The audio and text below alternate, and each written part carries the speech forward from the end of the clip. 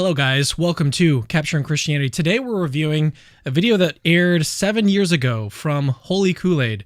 And if you don't know anything about Holy Koolaid, he is an atheist YouTuber with 290,000 subscribers. He's been around for a while, but he released this video on fine-tuning. We're going to review it today. It's, again, 7 years old. The video is about 9 minutes. We're going to go through the majority of it. I've got Dr. Luke Barnes, who's a theoretical physicist, cosmologist, just an all-around awesome guy. He's also pretty funny, and he's got some good books, so you definitely want to go check out Luke and his work. And then we've got David Wood, who is the resident philosopher. He's also got a YouTube channel, Apologetics Roadshow, and a bunch of other things that he's got going on. He's all over YouTube. So I invited both of these guys on to join me and talk about the fine-tuning argument. I invited David because he doesn't really talk, or he doesn't, I don't think he gets to talk enough about like atheistic apologetics. You see him a lot talking about Islamic apologetics and responding to Islam. He has been doing some atheistic apologetics. I've seen you talk about Richard Dawkins on your channel and stuff. But we're going to get a new opportunity tonight to discuss the fine-tuning argument. And, I had a brilliant idea. I was thinking about it, and it just came to me. No one told me to do this, but here's the idea. We're actually going to play some clips from atheists saying really nice things about the fine-tuning argument, okay? And we're going to play these clips just to kind of, hear what a lot of these popular atheists have to say about the fine-tuning argument. Is it a good argument? Is it a bad argument? Is it worth taking seriously? Here is Sean Carroll, who is a theoretical physicist himself, who's actually talked with Luke on Unbelievable. And I don't know if Luke, have you guys done any other conversations, or is that the only one? We've met a few times, but nothing formal. Okay. Well, let's hear what he has to say about the fine-tuning argument. In my personal opinion, the best argument on the basis of empirics in favor of the existence of God comes from the fine-tuning of physical parameters in our universe. Okay, cool. All right, here is Christopher Hitchens, the late Christopher Hitchens, on fine-tuning. At some point, certainly, we're all asked, well, which is the best argument you've yet come up against from the other side? And I think every one of us picks the fine-tuning one as the most intriguing. The Goldilocks one. Yeah, okay. Fine-tuning the 1 degree, one hair different to nothing. But even though it doesn't prove a designer could all have happened without it, you have to spend time thinking about it, working on it. It's not trivial. It's not trivial. From Christopher Hitchens. Okay, here we go. Richard Dawkins, who D. Wood is a big fan of this guy. So let's watch what he's got to say about fine-tuning. When you come on later to the origin of the physical constants, now that's getting warm. That's getting close to a good argument. Unlike the morality one. Well, is that mainly because it is essentially a scientific argument? No. That's it's obviously much more the area difficult than that. happiest with. It's that the physical constants, things like the speed of light, gravitational constant, and strong and weak force and things. Most physicists agree that if you change any of those constants by even a very, very small amount, then we don't come into existence. The universe doesn't come into existence. They have to be like that in order for galaxies to form, for stars to form, for chemistry to form, actually. And then for the prerequisite for life to evolve, needs that as well. So that's the nearest approach to a good argument. By the way, I want to be very careful about. Okay, after that, he goes on and he wants to clarify and say that he's not convinced of the argument ultimately, but he does say some nice things about it. So the last clip I'm going to play for you guys, this looks like the clip we've already played, but this is actually from Alex O'Connor. He was having a discussion with one of our favorite agnostics, Joe Schmid, over at Majesty of Reason, and they were giving a sort of arguments for God tier list. So they were discussing the different arguments for the existence of God and then placing them on a tier list. S tier is the highest tier, A tier below that, B, C, D, all the way down to F. And so let's see where they place the fine-tuning argument. These guys are younger on the spectrum of atheists, but let's hear what they have to say about the fine-tuning argument, the younger generation. For me, I don't know. I think I'm so detached from it. It feels so kind of sciencey. It's constants and numbers and stuff. And I'm like, yeah, I'm sure it's very clever, but something about that realm of discussion, just maybe it's because I'm not a scientist. Yeah. It just kind of doesn't speak to my heart. You know? Yeah. But you say it's the opposite for you. Yeah, no, I mean, this, I have to be honest, like, it does strike me as a potentially plausible line of argument for theism. I mean, I think it's one of the more powerful ones. There you go. And they ultimately place it in A tier, by the way, if you guys are interested. But yeah, I just thought that was a really good idea that I had, and I wanted to share it with you guys. So why don't we go ahead and begin, though? Let's let Luke kind of come in. And actually what I wanted to do, one of the other things I wanted to do was give him an opportunity to kind of lay out what the fine-tuning argument actually is. You get a lot of people like responding to it and stuff online, but doesn't really seem like they're interacting with a particular version that has been defended in the literature. So I think it'd be helpful at the beginning of the stream, before we actually look and give a response to Holy Koolaid, give Luke an opportunity to just kind of give like a bare bones argument or bare bones formulation of the argument, which, by the way, I've got linked in the description, the formulation that we're about to take a look at. I've got it on the screen here. So Luke, go ahead and take us through the premises in this argument, and then there's a second part we'll probably get to, but we'll run through this quick, and then we'll get to the review. Okay, so from those clips, all we're trying to get out of that is you should take this argument a bit seriously. And so hopefully this is what it looks like, perhaps, to take it a bit seriously. This is my version, but it's quite similar to versions put forward by, say, Richard Swinburne and Rowan Collins. The idea is quite simple. Premise one's done mathematically. This is for a philosophy journal. But the idea is from an idea about how the world works, we should be able to generate out of that expectations about how we would see the world, or what the world would actually turn out to be like. So that's a very common thing we use in science. We call it the likelihood. If you tell me how you think gravity works, right, that's the way the world really works. I should be able to generate out of that, if it's a real proper idea, an understanding of where Mars will be in the night sky tomorrow night. And so in the circumstances where one idea about the world strongly agrees with our expectations and the other one doesn't, right, regarding some specific piece of evidence, say where Mars is tomorrow night, then we've got a reason to favor the one that produces the right expectations. So that's all premise one is saying. And then premise two, the likelihood that a life-emitting universe exists if naturalism is true, as in if nature is all that exists, is vanishingly small. The likelihood that a life-emitting universe exists on theism is not vanishingly small.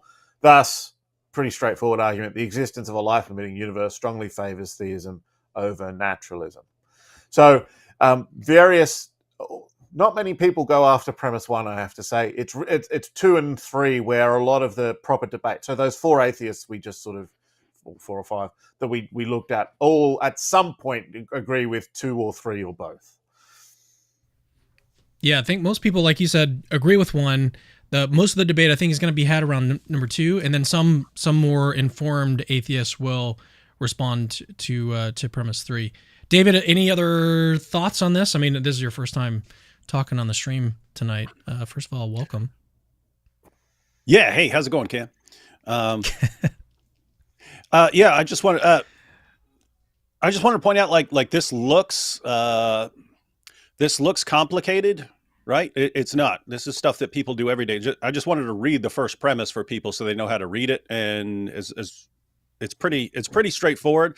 Point is, this is stuff that people do all the time, just when they're evaluating hypotheses, even if they don't realize they're evaluating hypotheses. Anytime they're, does that girl like me? You're looking for evidence. And as evidence comes in, you're adjusting your confidence in the hypothesis that this girl likes you or something like that in school. So people are doing this all the time. And so all this is saying premise one, which is why people wouldn't want to attack premise one. It's pretty straightforward.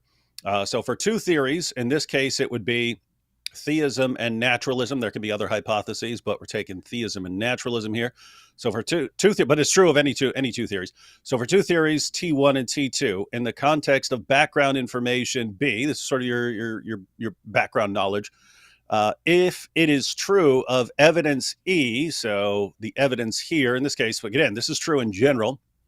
In this case, evidence E is going to be evidence of the fine-tuning of the laws of nature. If it is true of evidence E that the P there is probability, and then that's the probability of this evidence, and people will say this differently, but the evidence obtaining or something like that. But the probability of this evidence, whatever it is, being the case, given or on the assumption that theory one is true on the background knowledge. If this is much greater, so that's all those two greater than signs. You could put one, that just means greater than. That just mean like it could just be a little bit. But if you put two of them, that means much greater. If it's much greater than the probability of this evidence on theory two and the background knowledge, then this evidence is strongly favoring theory one over the alternative there. So that's pretty it's pretty non-controversial, because I mean that's straightforward. Notice this is not the conclusion here is not even that God exists. It's just, hey, this is some evidence that significantly favors theism over naturalism. This wouldn't rule out the possibility of other evidence favoring naturalism or over theism or something like that. And so an atheist can agree with all of this. An atheist could agree with all of this and still say, I'm an atheist, right? So an atheist could say, yes, this is true. This piece of evidence does favor theism over naturalism, but there's all this other evidence that favors naturalism over theism, and so I'm going to reject it. So this isn't some. It's pretty humble, right? It's pretty humble. So the point is, atheists, I know, like a lot of you, have a natural inclination to just start screaming anytime someone brings up an argument. You shouldn't. You should agree to this. There's nothing here that you should not agree with. You could still agree with all this and still be an atheist. But I would say this is a really, really honest assessment of the evidence and the impact it should have on our confidence in two hypotheses. So let's take a look at how Dr. Barnes defends premise two. We'll run through this quick. Again, I'm not going to read it all out. And Luke, you can take as much time as you want or as little time as you want, because we're going to get to the review and people can go read the paper if they want more information. Again, I've got it linked in the description, but just a quick synopsis of this second part of the argument. Yeah, so the question is, if I thought that the natural world was all that there is, if that's my theory, remember that's supposed to generate expectations. What would I expect the natural world to be like? Now, we could just sit down and try to imagine it, but, that might not be the most helpful thing to do. The way that fine-tuning tries to get a handle on this is saying, hey, look, here's, I suppose, a toy calculation, a practice case, something we can get our head around, rather than thinking about all the possible ways that a naturalistic universe could be. Why don't I take the laws that we know actually hold in our universe, and we change something about them, not everything, but there are these numbers that go into them called the constants of nature. What if I get a handle on the sort of possibilities out there by changing these numbers? And the idea is to then treat the numbers the way naturalism has to treat sort of the fundamental ultimate facts of nature, as they just are, and that's all there is, and that's all there is to it. And so I think that justifies treating these numbers as just being sort of as if randomly assigned from the range of possible values. That we're not assuming there's some sort of random number generator here or random mechanism. It's just we treat them that way to represent our sort of situation. And this is something premise 7 just says this is something we do all the time as if you're a physicist.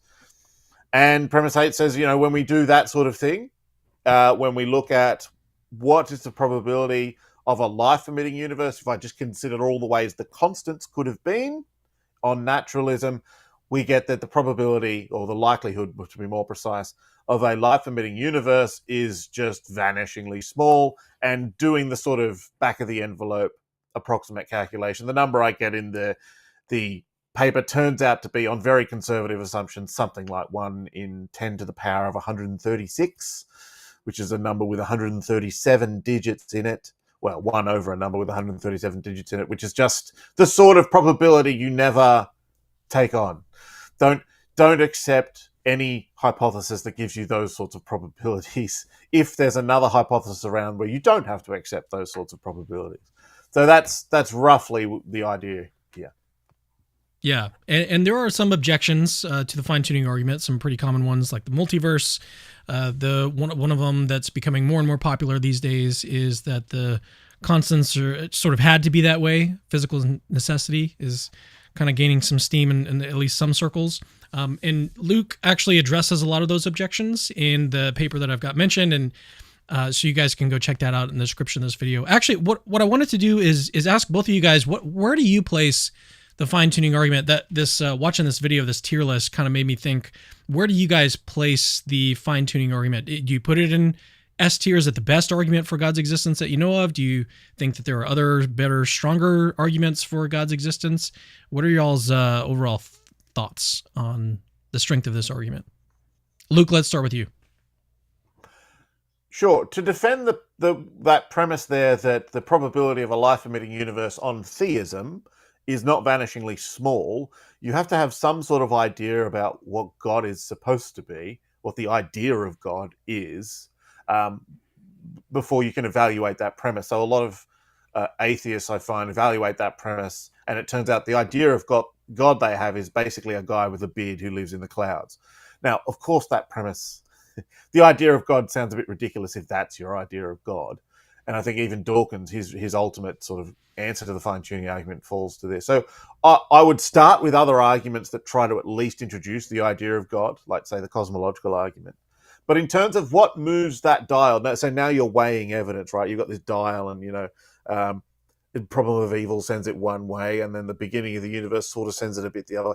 The one that really sends things way over in the God direction for me really is the fine-tuning argument. What about you, David? Yeah, so the argument's doing a couple things.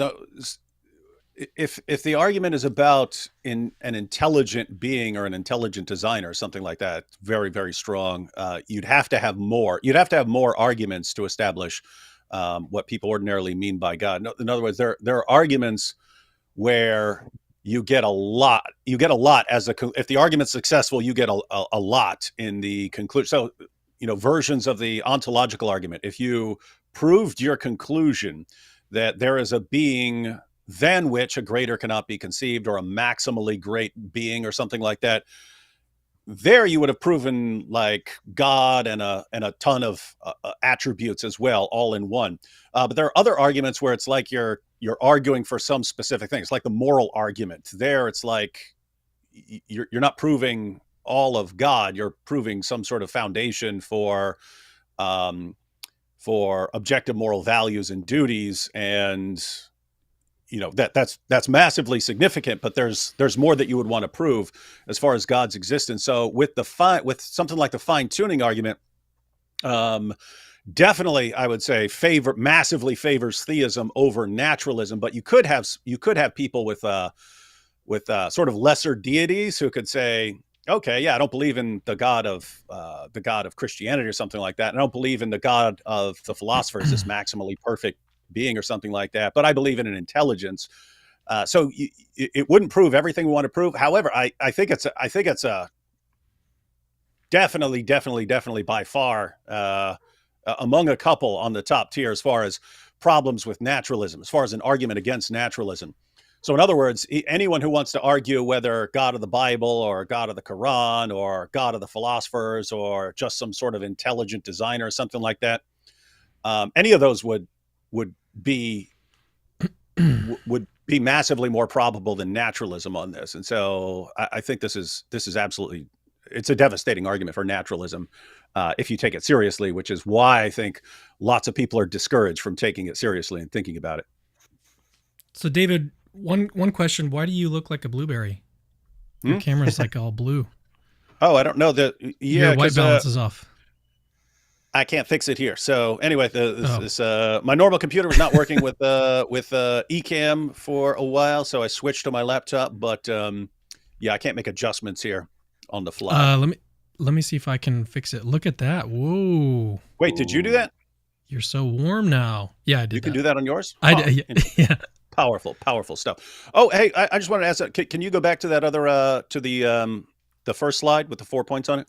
First slide, yes. Yeah, so those are the premises, and then the likelihood that a life-permitting universe exists on naturalism is vanishingly small. The likelihood that a life-permitting universe exists on theism is not vanishingly small. I like the way these premises are laid out, because there are certain things that we can think of as probable or improbable, or we can sit there and we can realize that this evidence fits on this theory way better than that theory without having like specific numbers. Like if I say, hey, what's the probability of rolling a 2 on a 6-sided die? It's pretty easy. You take the number of, the desired outcome over the total possible outcomes, and you get 1 in 6 or something like that. Life usually isn't that neat and tidy. So if I say, I have 2 hypotheses, there's a monster up in my attic, or there's nothing up in my attic, and all of a sudden I hear a loud bang, something running around or something like that. I say, okay, what's the probability of hearing that noise if a monster's up there? It's not some sort of exact number. There's not some exact number. There could be a monster up there who's not making any noise.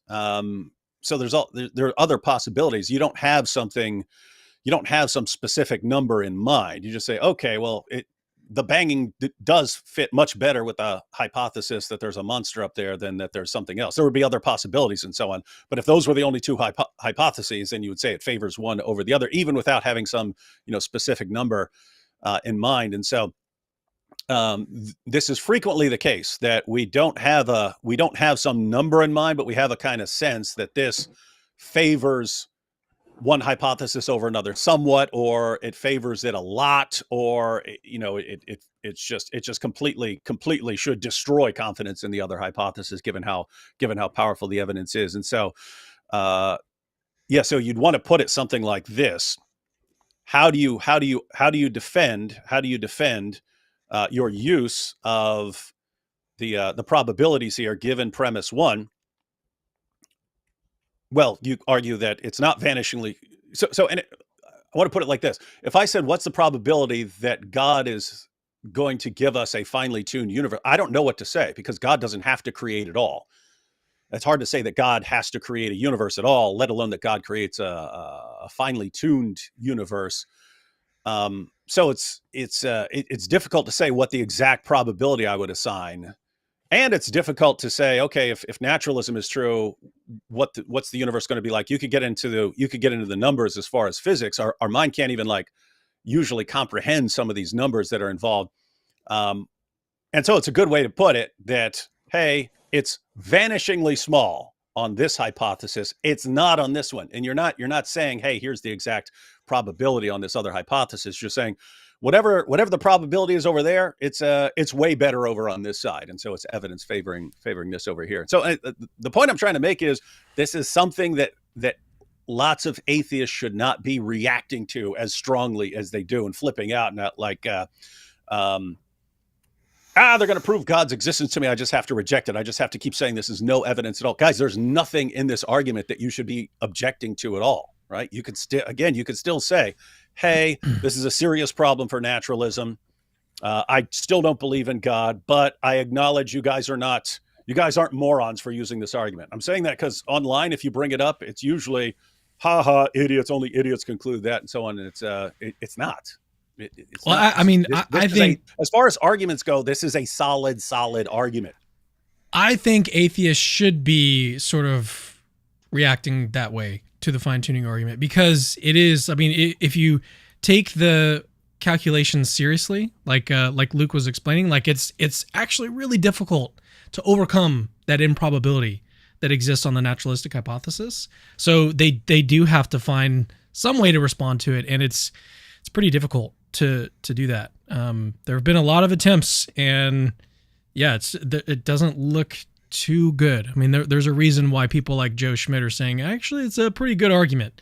So actually, let me put this up on the screen one more time, and then we'll get to talking about this video from Holy Koolaid. So one of the reasons why I wanted to have Luke explain his version of the argument, it's very common. This is a very, I suppose, standard way of formulating the argument. Like it's very similar to Robin Collins in his essay in the Blackwell Companion to Natural Theology. Very, very similar. You've got a likelihood principle, that's premise one. Then you basically just argue that life permitting universe, super unlikely on naturalism, not as unlikely on theism. And then the conclusion combined with the likelihood principle just gives you that conclusion that the existence of a life permitting universe strongly favors theism over naturalism. And at that point, you'll start to look at other naturalistic hypotheses like the multiverse and stuff. But one of the reasons I wanted to have this on the screen at the beginning of this is because I want you guys, as we're going to watch this review from Holy Koolaid, I want you to see how accurate is he representing this argument, because that essay from Robin Collins has been around for, actually, I don't know when that book came out. I could look it up, but I'm very, very sure. How many years? 10 years? I think it's 2008, so 15, 16 years. Okay, yeah, so well before the video from Holy Koolaid. So it's been there. People could go and read that and research it and stuff. If you want to critique the fine-tuning argument, it was available. He could have found it easily. But then on top of that, I want to look at the sort of objections that he's going to be raising, and then ask the question, which premise does this objection target? Does it target premise 2? Does it target premise 3? Does it target any premise in this argument? So I think that's going to be important. I mean, that kind of stuff is really helpful too, as you start to get deeper into apologetics and you want to know, like, hey, is this objection actually a good objection to this argument? Well, actually kind of take a step back, look at the structure of the argument, look at the premises. If it doesn't even attack any of the premises in the argument, then it's probably not a good objection. So yeah, let's get into the video, unless either of you guys have anything else you want to say before we begin. No, hit it. Good. Okay. Yeah. So we tried to do this last week. We ran into some technical issues. So this is for those of you that are seeing this for the second time. Hopefully it's a little bit different this time, at least the beginning of this video. But the same thing as last time, neither David nor Luke have actually watched this video in advance. So they're going to kind of give you their live reaction to this video in which Holy Koolaid debunks the fine-tuning argument. So this is going to be a lot of fun. And it doesn't even really get super interesting until minute 5, but let's see what happens. All right, here we go.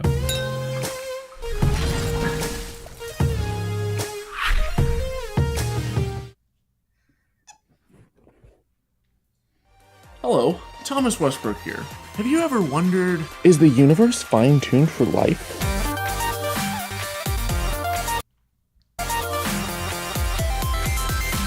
Is that Holy Koolaid? That is Holy Koolaid back in the day. Oh, okay. I'm just gonna. Yeah, I wasn't familiar with him, but he didn't look like the guy in the thumbnail.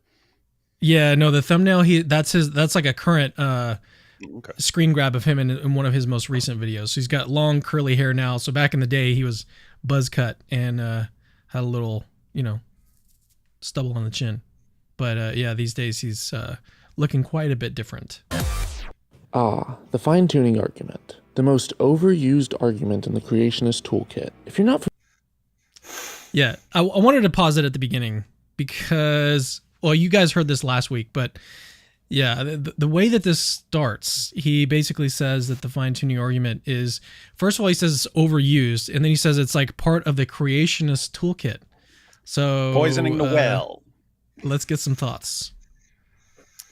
Poisoning the well. Notice he already puts it out there as not this very serious argument that even physicists take very seriously, that even some of the leaders of the new atheist movement say this is something you actually really need to think about, not something that philosophers and so on have been debating for a while. It's this is creationists. This is just a creationist argument, guys. So automatically, like in the minds of viewers, oh, this is something the Answers in Genesis crowd uses or something like that. Okay, let's see what the problems are, because it's got to be dumb. Luke, are you too triggered to even speak? Yeah. I mean, there are some really obvious rhetorical, as Dave said, poisoning the well, rhetorical tactics here. One of them is calling it creationist. So I found a tweet fairly recently online about a year ago from everyone's favorite atheist, Aaron Ra, who said his response to the fine-tuning argument was, we know how life formed in the first place, right? As if it was an origin of life argument. And I just thought, there's a guy who's boasted about having put decades of work into debunking all these arguments, all these creationist At least 20 arguments, years. Who can't, as some people found out, who can't even respond to the basics of it. But this is clearly, it's clearly what's supposed to happen was, if you're already a convinced atheist, you hear him say creationist and you shout boo at the screen really loudly before anyone says anything you disagree with. It's pathetic. Yeah, let's continue. Familiar with the fine-tuning argument, it goes something like this. These are the fundamental constants and quantities of the universe.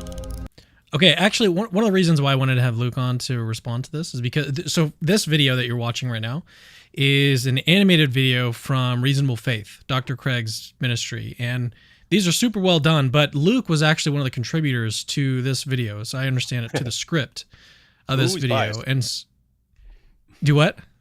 Said he's biased in favor of numbers. Yep. But no, I wanted to have Luke on because he was actually sort of involved with the making of this. So right now, all Holy Koolaid is doing, what did he say his name was? Thomas. All Thomas is doing is trying to set up the argument, but he doesn't play enough of these clips to really do that. Let's just continue. Sorry, Scientists have come to the shocking... Do what?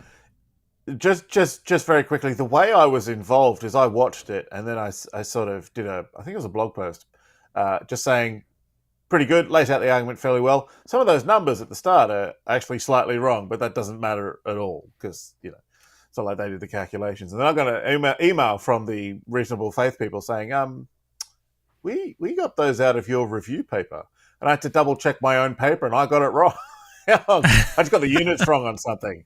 So in terms of contributing, yes, I made a mistake that they copied and then had to correct for them. So my apologies to Reasonable Faith. That's the level of involvement. Well, they did. Your calculations, even though they were wrong, they did actually draw on your work. So you were involved. Okay. It was like units were wrong. It was fine. Yeah. All right. Realization that each of these numbers has been carefully dialed to an astonishingly precise value, a value that falls within an exceedingly narrow, life-permitting range. If any one of these numbers were altered by even a hair's breadth, no physical, interactive life of any kind could exist anywhere. So that's all of the video he plays. That's it. It doesn't lay out any sort of argument. It doesn't give you any premises of the argument. It doesn't explain really anything. All it does is explain fine-tuning. So I think that's important. 5% closer to the sun, it would be subject to the same fate as Venus. A runaway greenhouse effect with temperatures rising to nearly 900 degrees Fahrenheit. Conversely, if the Earth were 20% farther from its home star, carbon dioxide clouds would form in its upper atmosphere, initiating the cycle of ice and cold that has sterilized Mars. 5%? So I don't even know where he got this. That's not the same video. Yeah. It's definitely not the same video. I don't even know where he got that video from. Tuning argument. So yeah. I think that's one of those like Privileged Planet videos, clips from a long time ago, which these videos are normally cumulative case. It gives you a bunch of examples, and the probability of this might be 5%, the probability of this might be 1%, the probability of this might be 0.000000001 or something like that. And it's sort of look how all of these sort of fit together. But yeah, if his takeaway is just 5%, then well, the habitability argument is not the same argument as the argument from fine-tuning for life, as I understand it. So he's mixing up fundamental constants. Yeah, he's mixing up two different arguments. Yeah, he's That's why I missing said. it I think that was more along the lines of the privileged planet stuff. Yeah. From back in the day. Yeah, so it's perplexing that he even included in that. And what he's trying to do is set up the argument, right, for the audience to understand, like, what is the fine-tuning argument, and he's decided to include this clip that has nothing to do with the fine-tuning argument. So pretty bad start. And then what he does is respond to this argument that's unrelated to the fine-tuning argument. And 20% don't sound like much, but that window is 37,399,000 kilometers wide. And Earth's orbit isn't a perfect circle either. It varies widely in its distance to the sun. With over 100 billion galaxies containing 100 billion stars, many of which have multiple planets, ours has at least 8, sorry Pluto, it's not surprising that in just the few years that we've had telescopes and methods to detect them, we've discovered thousands of exoplanets with estimates of as many as 40 billion just in our galaxy that are orbiting around a star in the habitable zone. Now, most of the universe is a he dangerous seriously vacuum. talking about something that has nothing to do with the fine-tuning argument? Did he jump on that? Like he plays a couple of the constants at the beginning and then jumps on something that has nothing to do with the argument. Okay, he does get to the constants. That's why I was saying, like, at 5 minutes is kind of really where the action actually starts. But yeah, this whole beginning of the section, like like there's another 3 minutes of this.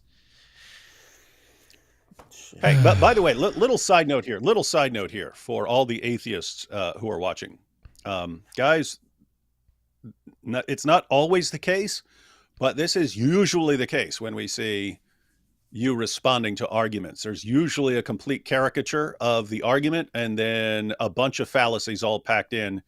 And the reason, I'll probably bring this up several times as we're doing this live stream, but it's just really weird for the people who claim to be the champions of reason and logic to be doing this constantly.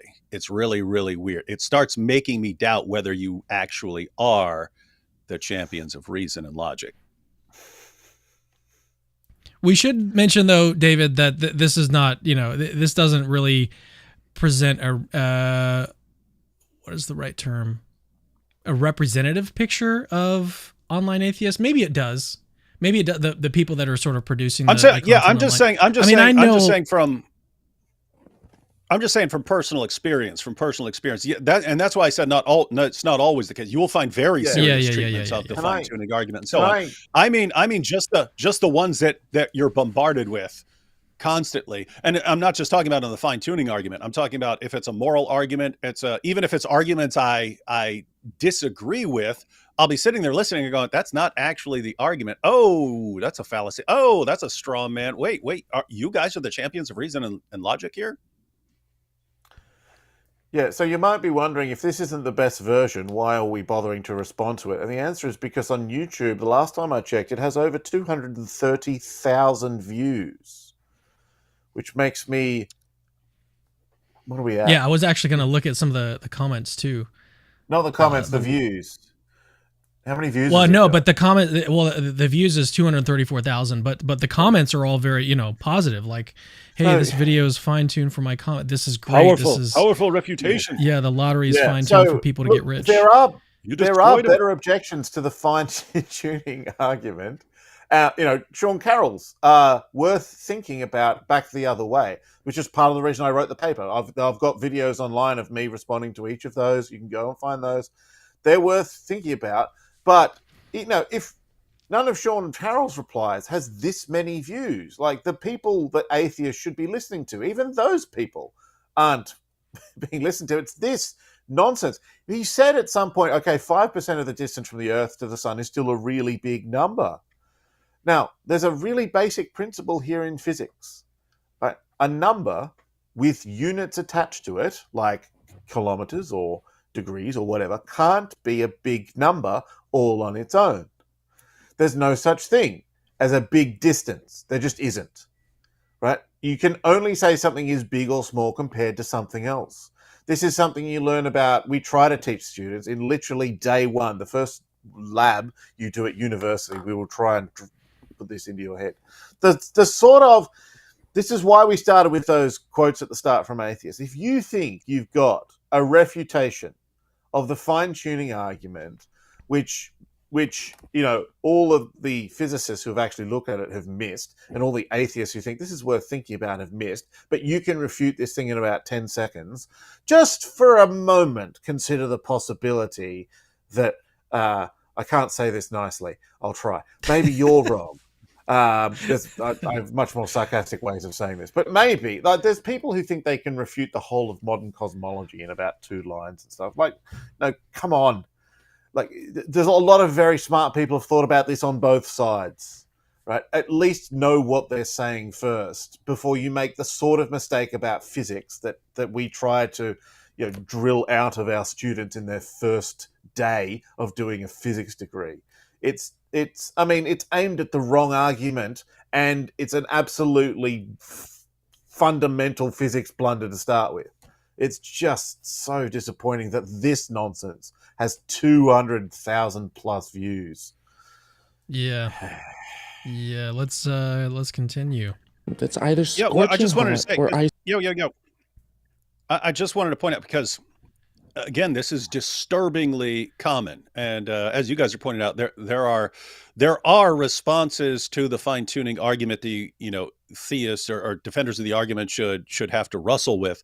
Mm-hmm. But when those aren't the popular ones, and then the ones that are filled with fallacious reasoning and so on, and caricatures and so on, and complete misrepresentation, and then not even actually responding to the argument, going after a different argument, when those become the popular responses, that's kind of telling you something about the community that you're dealing with here. Right? They're not looking for the best responses. They're looking for something that kind of, they're looking for something that makes the opposition sound stupid. And guys, for some reason, lots of atheists don't see a problem with this. If you were to do it to them, they would suddenly see a problem with it, right?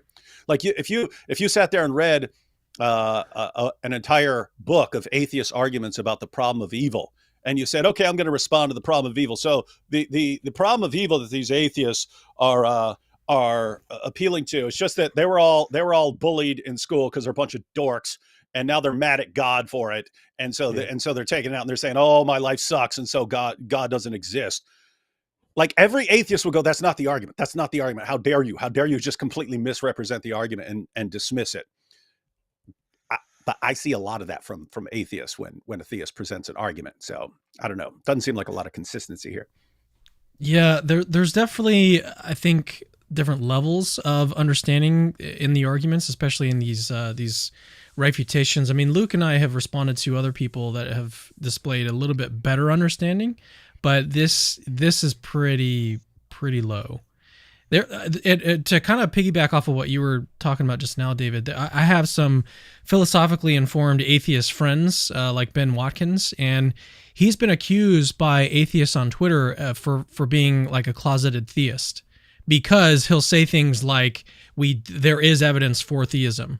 He'll make a statement like that, and that they just can't handle it. Like, the atheists on Twitter just that blows their mind. Like, you can't admit that there's any sort of evidence for theism at all. That means that you're a theist if you believe anything like that. And and it is, I think, also important to point out that a lot of the most popular videos and responses to these arguments are unfortunately filled with this kind of stuff. And I could name names, I'm not going to, but it is a lot more common than I would hope. So there are some, like in the video that we played earlier with Alex O'Connor and Joe Schmid, like, they actually do, because Joe's there, they do a much better job of representing the arguments. And that video has 500,000 views. So this one's got a little bit less, but I think to say, I think you're right, David. I think most, and that is troubling, like, most of the video responses that get popular are just misrepresentations, and they're bad at that. So that is an issue, and that is a problem. It's a problem that, I mean, and that's a problem, I think, across the board, that people just like that kind of stuff. Doesn't matter, like, if you're an atheist or a Muslim, Christians like bad arguments too. I don't know what it is. It's just some weird thing about human psychology. Let's continue. It's cold, and with no air to breathe, we would die in seconds. In fact, 99.999 ad nauseum % of the universe is not suitable for human life. And it took us billions of years to... Okay. So yeah, I mean, so he tries to get into fine tuning. This is an objection that I actually hear a lot to the fine tuning argument that, well, if the universe was fine tuned for life, there would be more life, or it'd be possible to live in outer space. I mean, he actually does kind of get into this a little bit later on, maybe even actually in the next few seconds here, but really common objection to the fine tuning argument. Luke, do you want to share any thoughts on that, or should we continue watching? It's almost aimed at one of the premises. I think if you give it a bit of charity, it's trying to aim for the premise, the likelihood of a life-permitting universe on theism is not vanishingly small. And I think the best way I can understand it is saying, look, if God existed, we wouldn't expect to be in a universe which was 99.99% unsuitable for life. And no one ever actually tries to flesh that argument out, given, the sort of details of that. But I think that's what they're trying to say. It's not particularly convincing for the following sort of reasons. First of all, there is a place for the vacuum of space in making the Earth habitable. There's a place for that. So, for example, we need empty space between us and the sun if we want the sun to heat the Earth and make it habitable. We also want empty space around the Earth as it goes around the sun so that it keeps going around the sun. If you filled the entire solar system with air, sort of breathable air like this, yeah, we could breathe in outer space, and the Earth would spiral into the sun in the space of about a month. Sorry, I have a friend here I need to now introduce. This is Leia, who joined our house about 3 days ago and has decided that I am obviously the favorite. So if a small head appears, that's what's going on. She's so cute. What kind of dog is she? This is a Cocker Spaniel. So, hello. Oh gosh. How old is she? She got a nice head, nice head of hair there. 10 months, yeah. It's good. I need some of that color up here. It's going great. I'll try and give it a try. Anyway, sorry. So there's almost an argument there. No one ever fleshes this out. So the way to flesh this out would be sorry, let me try and get back to where we were. If there was a God, what sort of universe would I expect? And all right, tell me how it runs, and tell me what constants you would like, please, sir, and tell me what you would expect, and we'll see if that works. So someone said, why isn't there just air in outer space? So because the whole universe collapses in a month if gravity is the same. So what gravity would you like? So even if you take all this into account, remember that premise doesn't say the probability of a life-permitting universe on theism is high. It just says it's not vanishingly small. So if you can think of some other ways you'd like the universe to be on theism, that's fine. It just doesn't affect the argument very much. Yeah, I would agree. What he's saying doesn't affect the argument as you've laid it out at all. So he hasn't solved the problem of why the probability would be vanishingly small on naturalism. Instead, as you've pointed out, he's trying to show, well, if God existed, I would expect a different kind of universe, maybe the same size, but filled with way more life. If the universe were finely tuned for life, why wouldn't the entire thing be jam-packed with life? And if you wanted to say, well, there are reasons for having a vacuum space, we're like, well, God doesn't need that. God could do it however he wants. And so what they're saying is God could do it in tons of ways.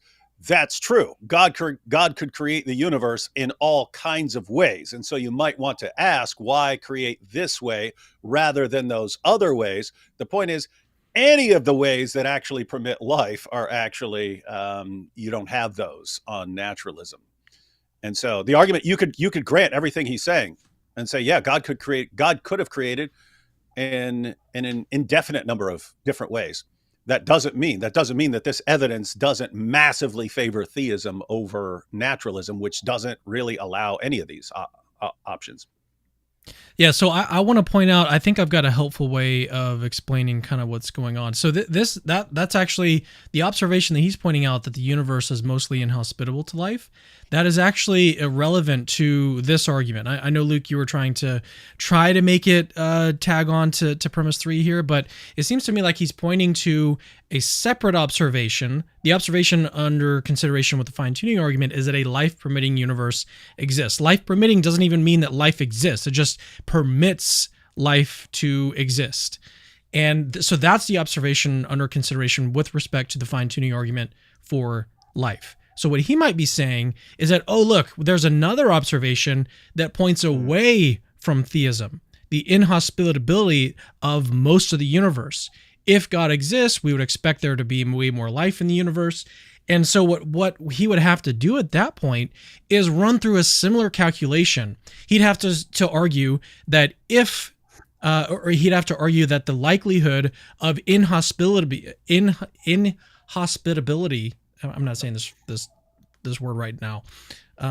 He would have to argue that phenomena, that observation, is more likely on naturalism than it would be on theism in order for it to count as evidence against theism and for naturalism. But what I imagine would happen is that he wouldn't even be able to get any sort of likelihood, given naturalism, that there would be a universe that is mostly inhospitable to life.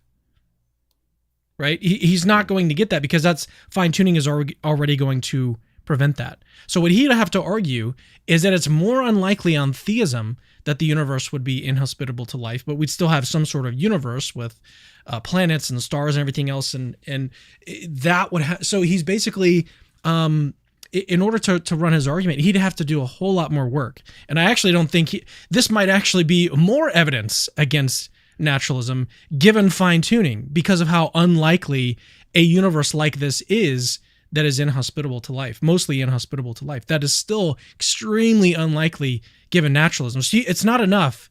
I guess the point is that it's not enough to point out that this data is surprising given theism, which he hasn't established, but you've also got to take into account the likelihood of that data on naturalism.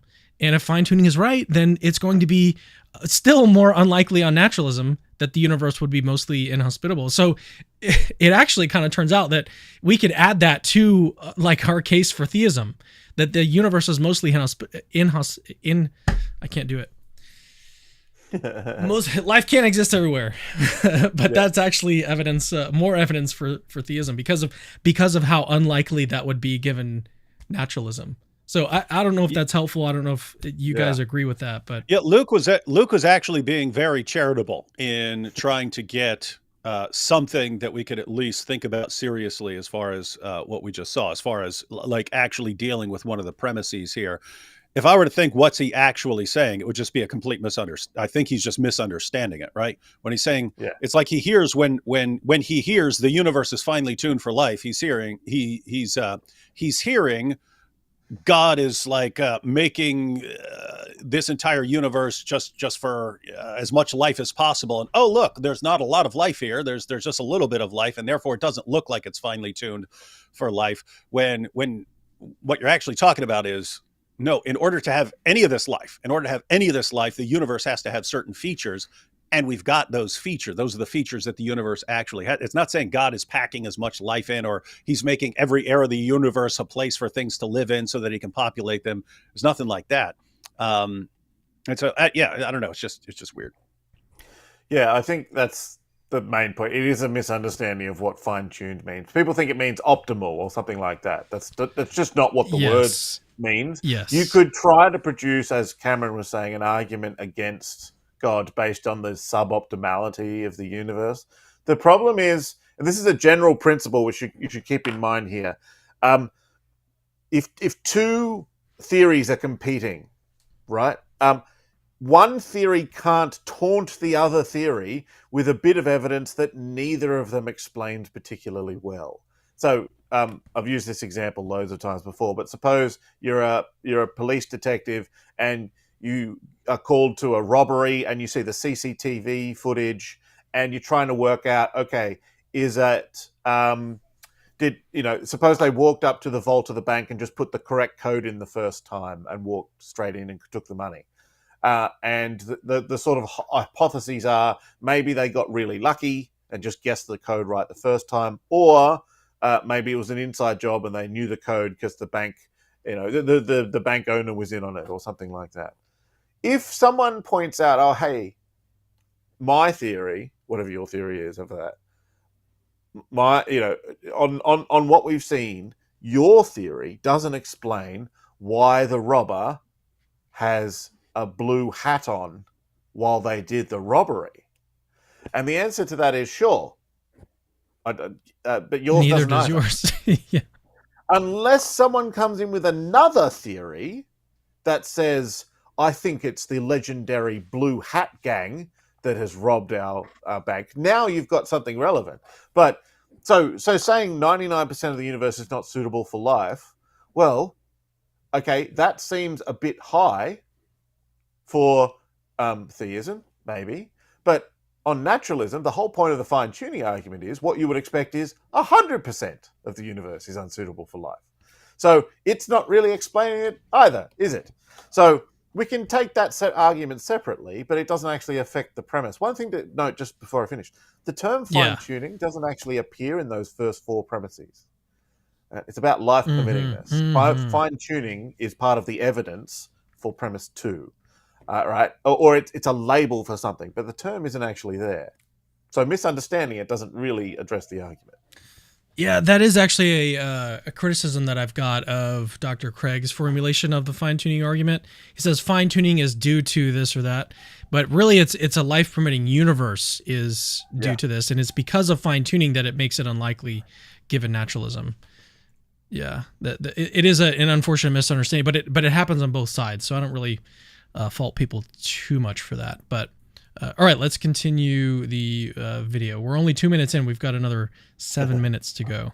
Evolve and adapt to this narrow corner of it. So to say that the universe is fine-tuned for life is like saying that the Sydney Opera House was fine-tuned for the speck of mold growing on the crumb of cheese that fell from a lady's pocket 5 minutes ago. Allow me to paint a picture for you of what a universe fine-tuned for life might actually look like. Every star would be surrounded with multiple habitable planets, each in perfect equilibrium, and they wouldn't have shifting tectonic plates causing earthquakes or volcanoes. No dangerously sporadic weather conditions would exist, and we would be impervious to UV radiation if it existed at all. There would be a higher ratio of land to water, and a greater percentage of the water would be drinkable. The requirements for human life wouldn't be so minuscule and tiny. We'd possibly even be able to survive in outer space and explore it with ease. And while this type of universe may not be able to operate on its own according to our current laws of physics, it wouldn't have to, because it would be held in place by God. The very fact... That's exactly what I said.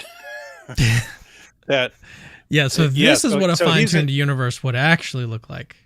Yeah, no, a fine-tuned universe is exactly what we're in right now. He's talking about a universe that is maximally populated with life or something like that. Yeah. Okay. So again, what Luke just pointed out is very helpful. That the argument from fine-tuning is about a life-permitting universe. That's the phenomena under consideration. The fact that a life-permitting universe exists. How likely is that given naturalism? How likely is that given theism? Once you plug in those numbers, then it renders out a conclusion that theism is, or this evidence favors theism over naturalism, if you accept both of those premises. So again, he's looking at different phenomena. He wants to say, well, the fact that we don't observe all of these other things is evidence against theism. We kind of just went through this. This is, I don't want to rehash everything that was just said, but yeah, Luke. Just quickly, again, I can be a little bit charitable. If you have expectations of what you would expect, given some theory, what would I expect the outcome to be like? Because they're probabilities, your probabilities are between 0 and 1. So you've only got sort of one, think of like a pie chart. You've got, one unit of probability to hand out to all of your expectations, which is why predictions from models can't be infinitely flexible, right? You've got to just say ahead of time, okay, if my idea about gravity is right, then here's all the places that, Mars could have ended up tonight, and I put all of my probability, all my bets, if you like, that Mars is going to be over there, right? And so, okay, if I thought God made a universe, what would I expect it to look like? And what he is trying to say is, Okay, most of my expectations would be, the most likely thing, I think, is that you would get the sort of universe he just described. And that doesn't address the premise, because it is not saying that this universe is likely on theism. It's saying that the probability of a life-emitting universe is not vanishingly small. It's not ridiculously unlikely. The probability of the sort of universe we see around us, you can set that equal to 1 in a billion, and the argument still works. I don't have to say, look, if you can imagine a way you think the universe would be more likely on theism, great. You just haven't addressed the fine-tuning argument. Yeah. So it's not the fine-tuning argument. And then those observations, again, if you want to say we don't observe this, so that's evidence against theism, you've got to still do those calculations. You've got to ask, how likely is that observation or lack of observation given naturalism? How likely is that lack of an observation given theism? And it's like what Luke was saying, like he's basically pointing to a blue hat and saying, well, we don't observe that they're wearing a blue hat, so therefore my theory is confirmed. But like you've got to still argue that your theory, naturalism, actually predicts that there would be a lack of that the universe would be inhospitable to life, and that's guys, that's just something that they don't do. They don't do that when they try to give this objection. Yeah. So just to clarify for everyone, if suppose I were the only living thing in the entire universe. So suppose I woke up and I found out that I'm the only living thing that exists in the entire universe, and I'm trying to figure out things about how I got here and figuring things out about the universe and so on. And suppose I was just when I woke up, I had these abilities to learn physics and so on. And I find out that the universe has to have pretty specific features for me to exist here. It has to have some very specific features for me, even though I'm the only living thing that exists. The universe has to have very specific features for me to exist. And it makes much more sense if the universe were made this way rather than some other way. And so if I figured that out and I said, hey, the universe needs to have all these specific features for just me, the only living thing in the universe, to exist, and those things make absolutely no sense unless it's actually like set up this way. Therefore, I conclude that it's designed and it's not just something. It's not just naturalism. Like what? That argument would still stand if there were only one living thing in the entire universe. And he's saying, why aren't there way more living things and all sorts of other planets with all sorts of other living things? Why isn't it just packed with life? Doesn't matter. Doesn't matter if there was only one living thing. Matter of fact, wouldn't even matter as far as the argument goes if there weren't any living things. If the universe was just set to where it permits life, the argument would still stand. So yeah, I don't know what this guy's on about. Yeah, here's another thing is that suppose that we found out that aliens exist tomorrow. Suppose we find that out. Do you think that atheists would now all suddenly be converting to theism on that basis just because they found some more life in the universe? Probably not. Yeah. I mean, there are some that might. I've actually some philosophically informed atheists are like, yeah, that actually would lead me toward theism. But I don't think someone like Holy Koolaid would see that and be like, okay, yeah, God exists now. Like that, even though that's basically what he's saying is that there aren't these aliens that exist, and so that's evidence against theism. But yeah, let's actually get to some super chats. We had some super chats sent in, so let's get to those. This one came a little bit earlier on. AF Iron, any chance of listing his fallacies along the way? So I think that's a good question. However, I don't really like to, maybe if you caught me when I was like first getting into apologetics, right when you do that, you're just starting to get your footing in apologetics or philosophy. You learn the list of fallacies and you're like, I'm a superhero. I can do everything. I can point out fallacies left and right. I'm very good at reasoning now.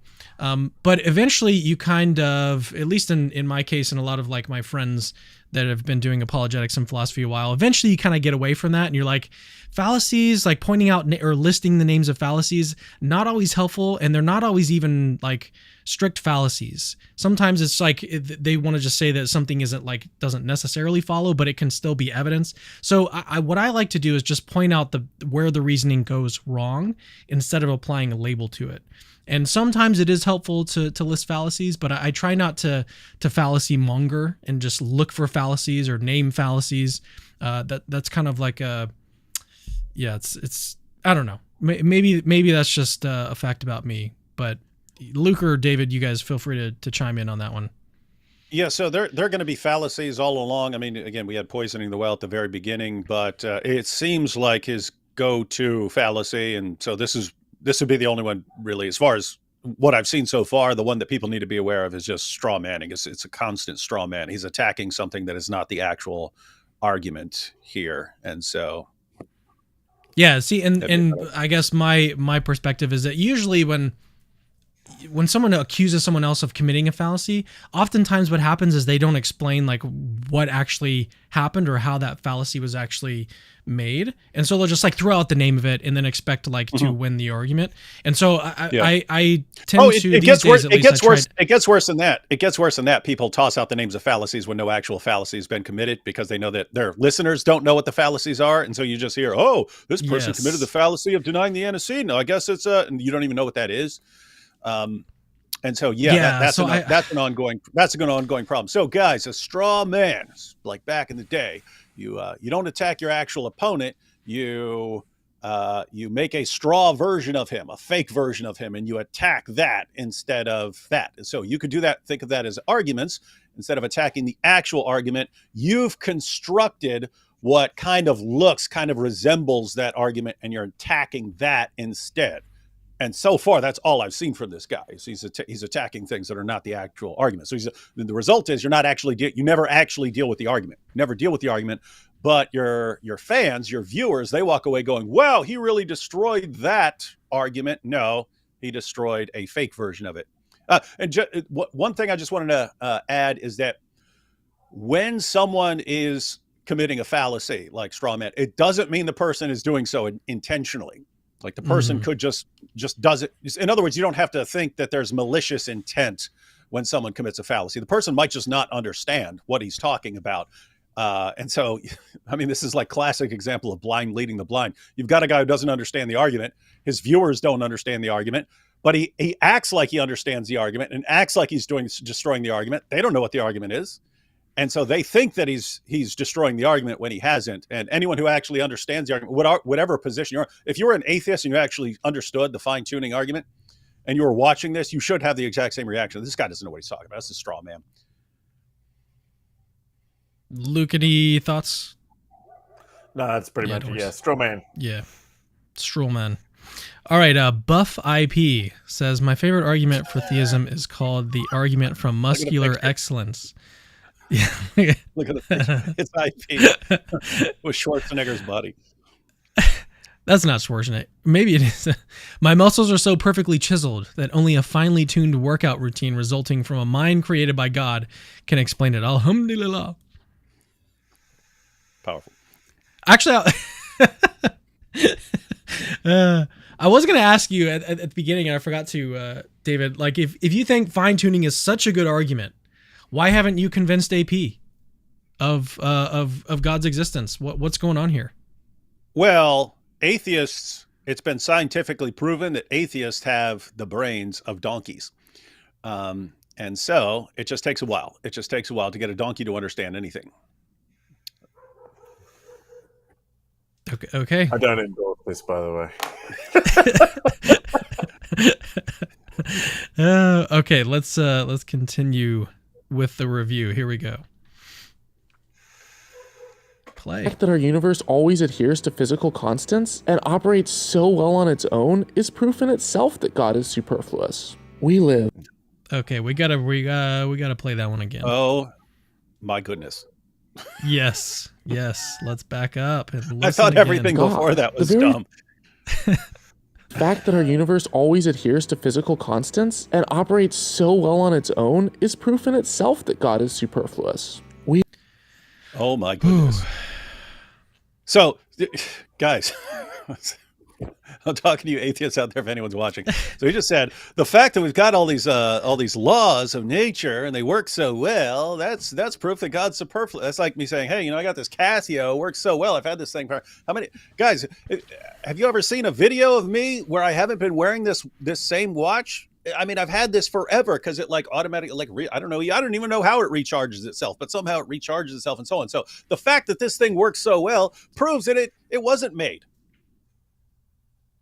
That sounded like what he just said. Like the fact that we've got the universe and all the laws work so well and you don't need anything. The whole universe is just functioning well with these laws. That's proof that you don't need God. Have you ever seen that show How It's Made? Yeah, David, I'm asking you a question. I'm not sure. Oh, okay. Okay. It's like it's a show. I actually used to watch it with my daughter when she was a baby, and it would help her fall asleep. But it's basically like a show explaining how chocolate is made, how just various things, and it'll show you like a factory of making boots or whatever else. And it's like the analogy that came to mind is like, well, the fact that these things can just be pumped out of a factory, like that just shows that there's no designer of the factory. And that's obviously a very bad inference. And side note, this sort of conflicts with something he was saying earlier when he was saying that if you made the universe this way, then he was saying, well, why wouldn't God make the universe so that it's this way and this way and that way and that way, and it has all these different planets? And then he said something along the lines of maybe it couldn't run on its own and God would have to intervene, but he's God. Why couldn't he? And so I don't know. It seems to conflict with this point that like right here, he's saying if God makes it so well that he doesn't need to be constantly intervening. You're saying the universe runs so well according to these laws of nature that God doesn't have to be intervening and tweaking things and so on. It runs well on its own. That's proof that God doesn't exist. I mean, that's proof that God is at least superfluous. You don't need God. That's just weird to me. Like if God doesn't need to be there tinkering with everything, like if he just makes it like if you make something that if I have this laptop in front of me and it's made so well that it never needs, I don't ever need to get it repaired or tinker with it at all. It just works really well. That means that a creator of the laptop is superfluous. Yeah. If God made it, he would have to be constantly messing with it and tinkering with it and changing everything. Like what? Wait, what? Yeah, that's Luke, weird. Like if you had a designer of this laptop, you would need to be constantly messing with it every 5 seconds. Someone would have to come in and mess with it to keep it working. I don't know. That just seems weird to me. And then we would know it was designed. Luke, any thoughts on that snippet? I mean, what observation of the universe convinces you, if you're out there, that it runs by itself? You've got eyes. Your eyes see, electromagnetic light. God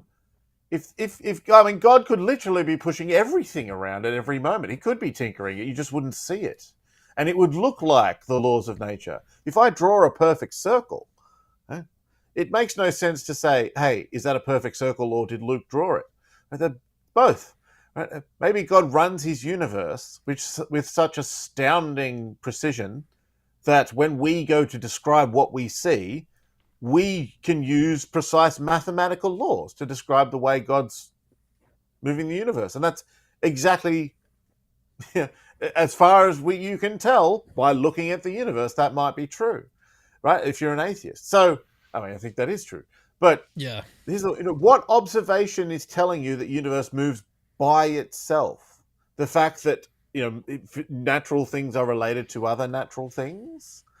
I mean, it's just such a silly argument, although it is quite a common argument. I think what you've got to do is think about it in terms like the likelihood principle. Put it back into the equation and ask how likely is that observation given naturalism? How likely is that observation given theism? And so the observation at this point is that there's steady laws of nature, that the universe is orderly. There's these laws of nature that exist. And so what is the argument that those laws of nature would likely exist given naturalism? Is there any argument that can be made for that? And then alternatively, what is the probability that there would be an orderly universe with regular laws given theism?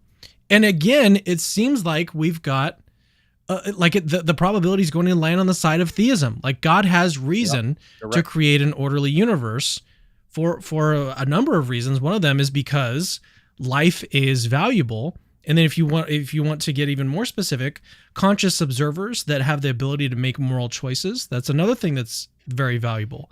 But in order to make moral choices, this is something that Richard Swinburne points out, these people have to be able to predict the consequences of their actions, and that requires a steady universe with predictable laws.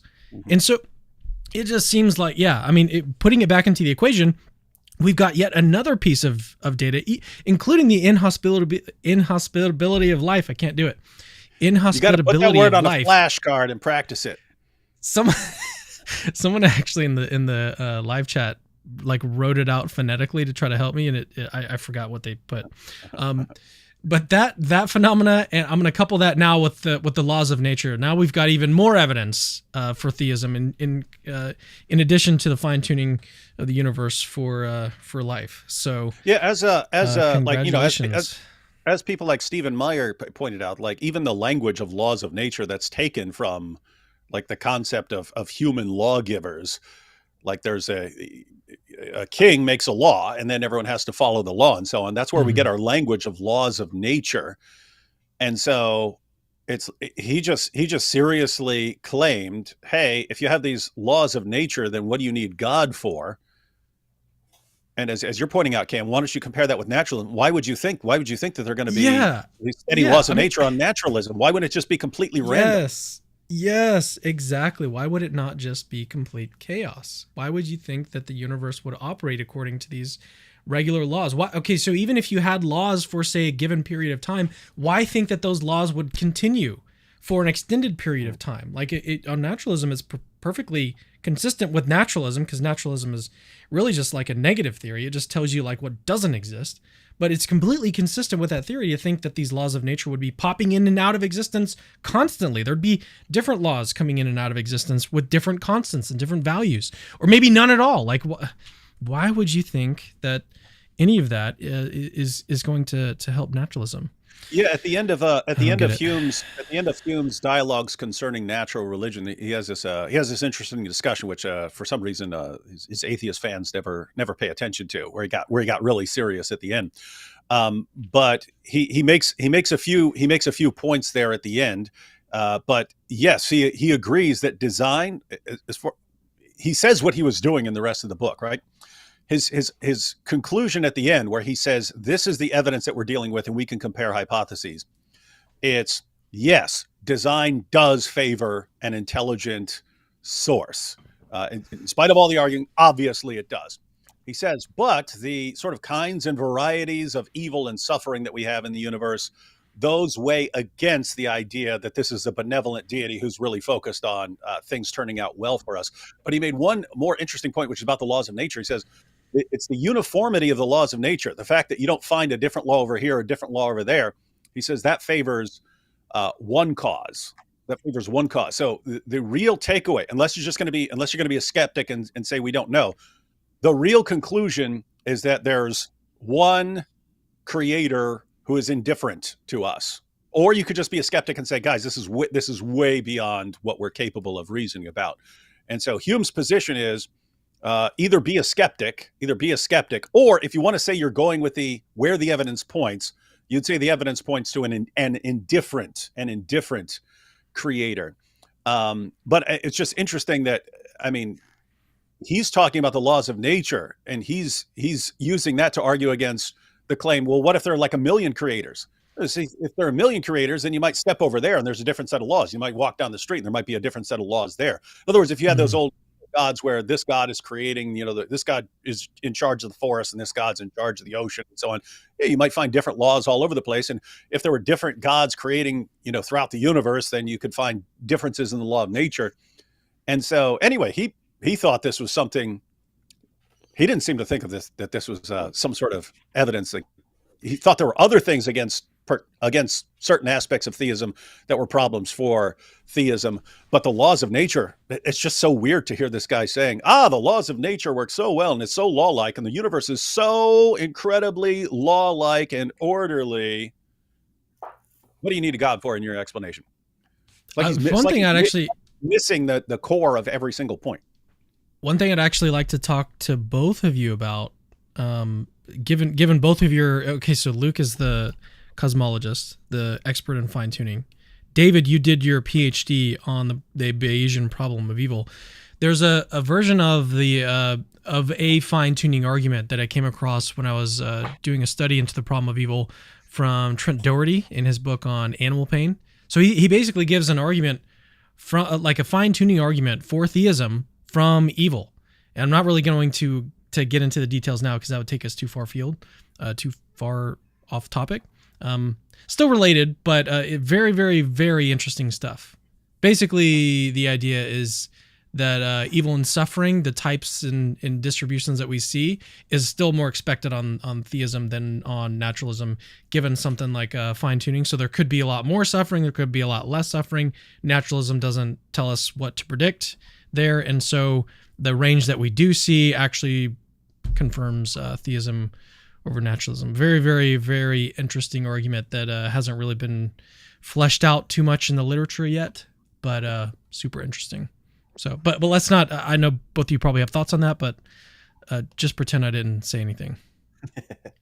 Let's continue with this. We live on a tiny rock, hurtling around a massive fireball at death-defying speeds in the vacuum of space. Our planet is bombarded by meteors and asteroids, encompassed with natural disasters, and has undergone at least 5 known mass extinction events. Our primary source of light and energy gives us cancer. Only a fool would say that this planet is intelligently designed. Only a blind lunatic would call it fine-tuned for human life when everything around us is trying to wipe us out. But even though it's not blind lunatics, you guys are blind lunatics. We're all blind lunatics. Only a blind lunatic would make this argument that no one is making. That's not the argument. Yeah, let's continue because pretty much the rest of this little section. How many humans do you think have died because of the vacuum of space? Do you know the like? Is there like in sci-fi movies? Three Russian cosmonauts. 3 Russian cosmonauts.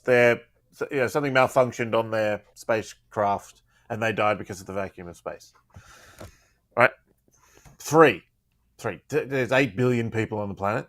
Look, yeah, fair enough. But I mean, people say, the universe is out to kill you. Most of it's a vacuum.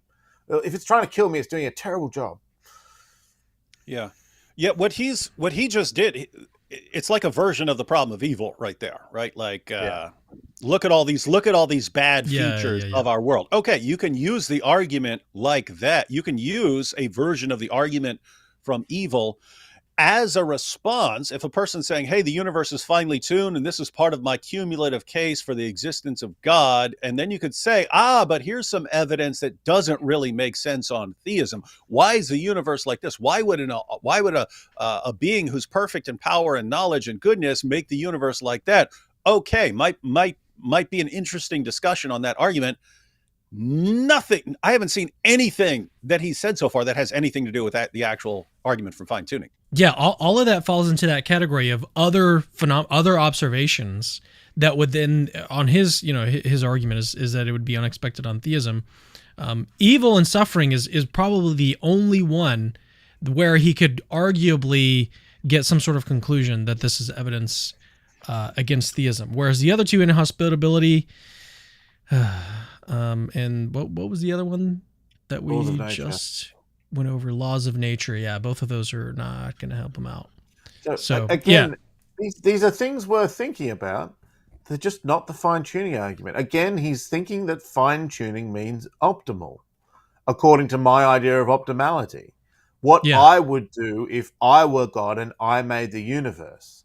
And it's amazing that atheists don't see the conclusion of this argument. If I was God, I wouldn't make the universe like this. Therefore, second premise, the universe isn't the way I would have made it. The conclusion of that argument is, therefore, I am not God. The conclusion of the argument is not, therefore, God does not exist. That does not follow from those premises. The conclusion of that argument is, therefore, I am not God. And that's all you've proven. Now, we can think through those arguments because we have to think about the way the world is and all of that. But let's just take a step back from those premises and see what you've proven. Mm-hmm. Yeah, guys, this would be like, so again, going back to, like, I have a laptop here. I have a laptop in front of me. Suppose the two hypotheses under consideration, because I want you to understand what this guy's doing. And he's not even addressing the argument. I'm just saying he's got a problem with the arguments that he's using, not even as a problem with fine tuning. The argument. Let me reiterate real quick. He is about to get to fine tuning stuff, so we're almost there. We're a minute away. Yeah, as far as what he's saying right here, this would be like me saying. So suppose there are two hypotheses. I say, hey, my laptop was created. This laptop was made, and someone says, no, the laptop just is, or it came into existence by, just natural processes or something like that. And I said, what are you talking about? Look at the keys. Look at all the parts. Things don't come together like this. They just don't come together. So obviously this thing was created. And then imagine the person responding, well, if it was created, why wouldn't the screen be 10 times bigger? If it was created, why wouldn't the storage be 1,000,000 times bigger? If it was created, why wouldn't it? And you just present all this, well, it could have been made in different ways. Okay, that has nothing to do with comparing the hypotheses to whether this thing was made or whether it just happened on its own. You can always say, why not make it 50 trillion different ways? Doesn't answer the actual difficulties. Again, so far, nothing he's saying even touches the fine-tuning argument. Mm-hmm. Maybe to try to steelman what he's arguing. Suppose that with respect to the laptop, your hypothesis is that it's a perfect laptop creator. Yeah. And then he would say, well, yeah, your laptop isn't perfect. Yeah, that's good. So suppose those were the only two hypotheses on the table, right? And I say, no, perfect, all-knowing, all-powerful laptop creator created this laptop, or it had no creator, it just came into existence or something like that. Even if I couldn't figure out any reason why the screen wouldn't be 10 times bigger, or it wouldn't have a much faster process or something like that, even if I had no clue whatsoever why it was made this way rather than in some other way, it would still massively favor the designer over it just happened. So yeah, that's kind of the difficulty is, once you have all-powerful creator, that all-powerful creator could create in limitless ways. So however he creates, you could always say, why didn't he create it this way? Or if you see things that look like defects, you could always say, well, why didn't he create it without these defects or something like that? Will look like defects. Still, if you're comparing it with something like naturalism, it doesn't affect it. It doesn't affect it. The evidence still massively favors theism over naturalism. So anyway,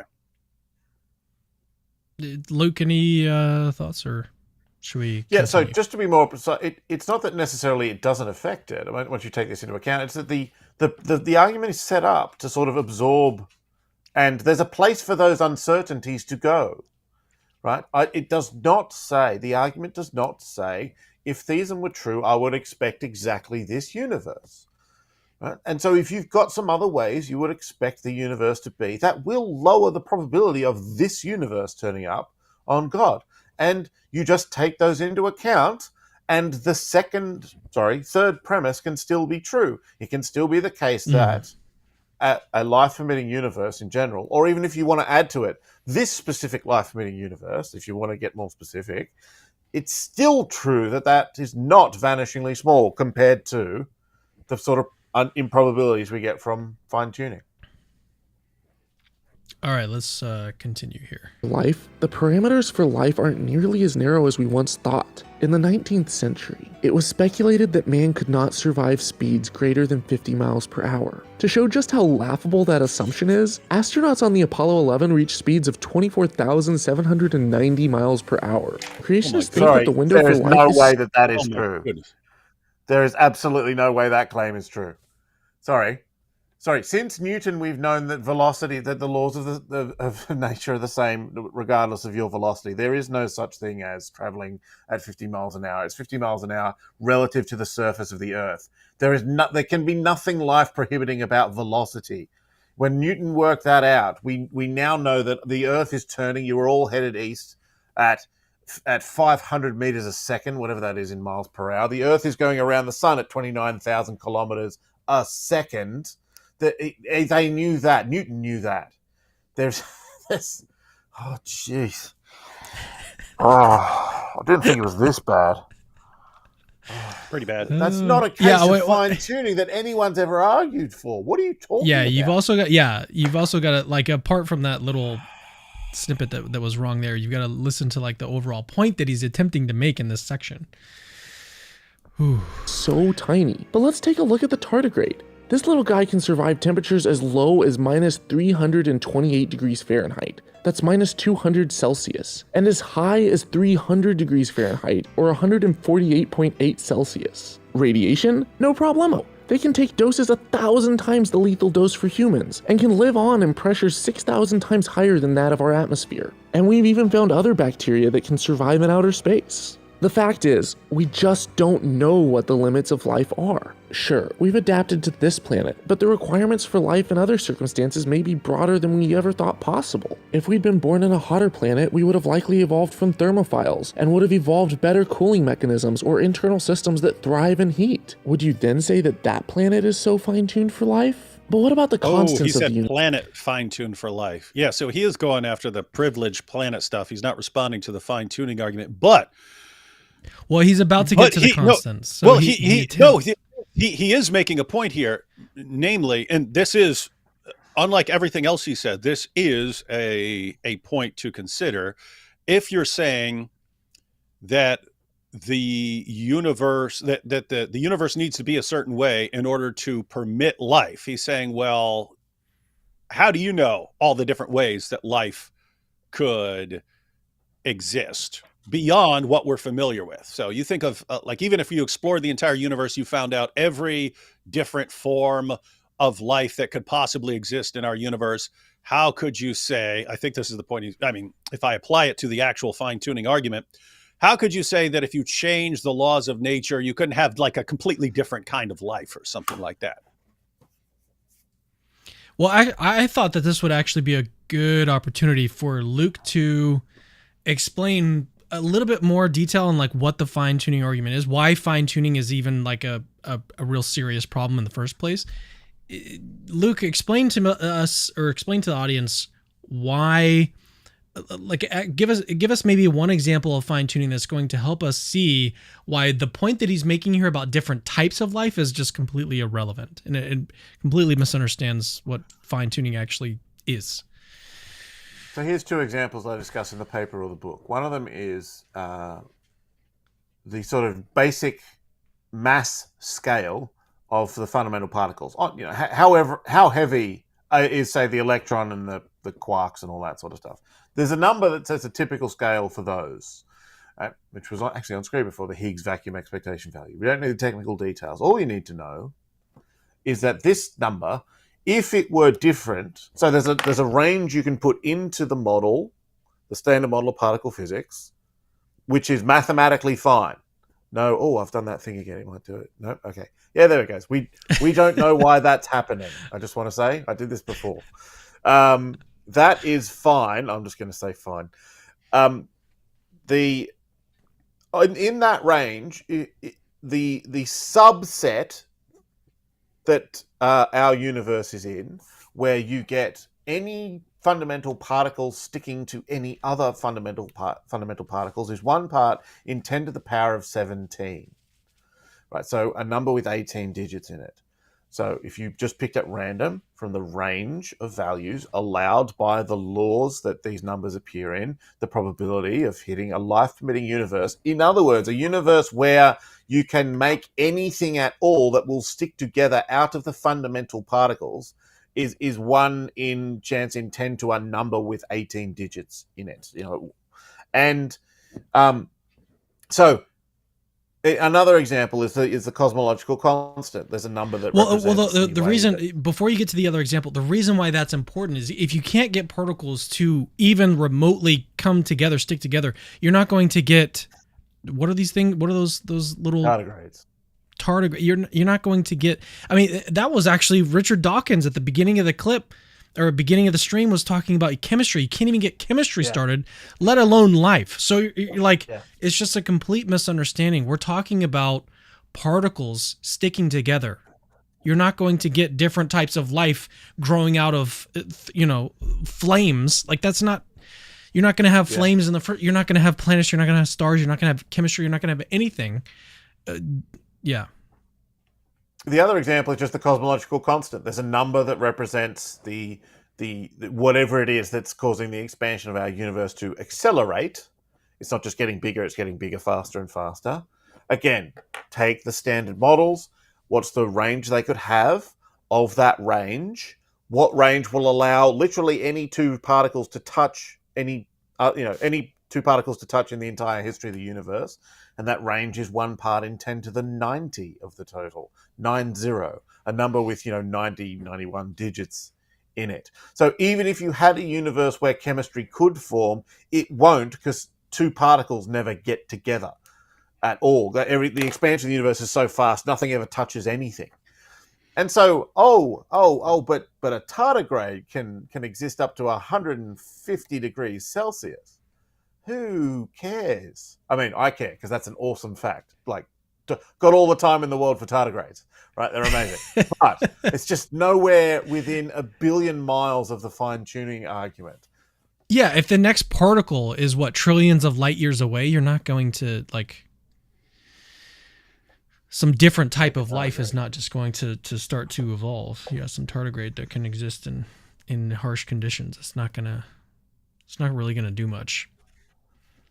All right, so now we're about to get into the constants. He actually does address, unfortunately it's only, let's see how long, 2 minutes. We get, or maybe a little bit longer, actually. I thought it was cut off here, but let's just start the clip. Would you then say that planet is so fine-tuned for life? But what about the constants of the universe? The force of gravity is determined by the gravitational constant. If this constant varied by just...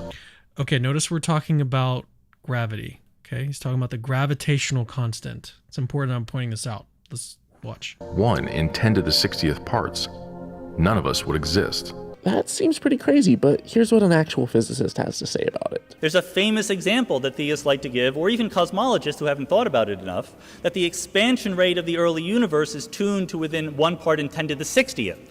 That's the naive estimate, back of the envelope, pencil and paper you would do. But in this case, you can do better. You can go into the equations of general relativity, and there is a correct, rigorous derivation of the probability. And when you ask the same question using the correct equations, you find that the probability is 1. All but a set of measure 0 of early universe cosmologies have the right expansion rate to live for a long time and allow life to exist. Or here's... Sorry, I'm going to jump in here. He's correct. He's actually right. It's the same one. There's 2 ways of saying it. You can say it in terms of the gravitational constant or the rate of expansion. So they are talking about the same case. Just before we get it. It's the flatness. Okay, the flatness problem. So let me stand up for him there. He's in fact correct. So he didn't just jump on another 10 to the 60 and say, there's 2 ways of saying the same case. The problem is...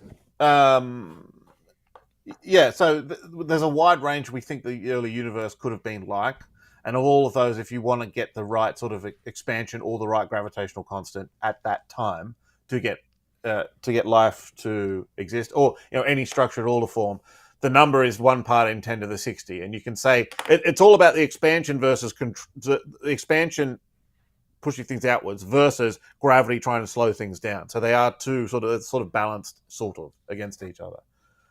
So that's not the problem.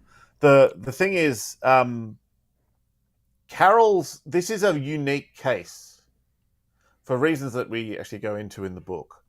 There is an argument there from Carroll. It's a slightly strange argument because it would say that you said the book, but I don't think we've actually talked about the book in My question. Universe, A Fortunate Universe. Can you go grab it? Can we put it on the screen? Go on then. Co-authored with Geraint Lewis, who is an atheist and a professor of astrophysics at the University of Sydney, Cambridge University Press, 2016. We discussed this case there, and I sometimes, if you've got eagle eyes, as only I do, you can spot this in the background of some of David's videos. Here's the thing. There's a calculation you can do that shows that supposedly the probability of getting just the right expansion rate is 1. That's weird because it says that a whole bunch of things which are not contradictory somehow get 0 probability. And the other problem with this calculation is most physicists think that we need to do something like inflation. So we need an extra process in the universe that can solve this case of fine-tuning. My point more generally is, of all the fine-tuning cases, this is one, and as far as I can see, the only one where this kind of answer might be possible. I think there's possibly more fine-tuning behind inflation, so that's another question we can ask. But it's the only chance where a physical process or some other calculation can aim for a certain condition and get life thrown in for free, so to speak. It'd be like if there was sort of a sort of fishing wire between where I am and the center of that dartboard over there. If it's already set up that the fishing line goes straight to the bullseye, then if I can attach my dart to the fishing line, hey presto, I've got myself a bullseye. And there's something like that sort of behind the scenes here in this one particular case, but not in most other in all, so far as I know, all the other fine-tuning cases. So this is the gravitational constant, right? This is yes, G. The one that he's talking about here. Explain to me, if you don't mind, maybe backing up a little bit and explaining it, because I didn't follow that. I didn't follow how this is explained. Okay, take the history of the universe. So here's the universe today, right? Suppose you know how it all works, and then just you've got it all laid out, in your mind or on a computer or whatever. Hit rewind on it. So back it goes in time. Go right back as far as we think that general relativity is probably a pretty good theory about how gravity works. And that's really close to the beginning of the universe. Really it's called early. the Planck time, right?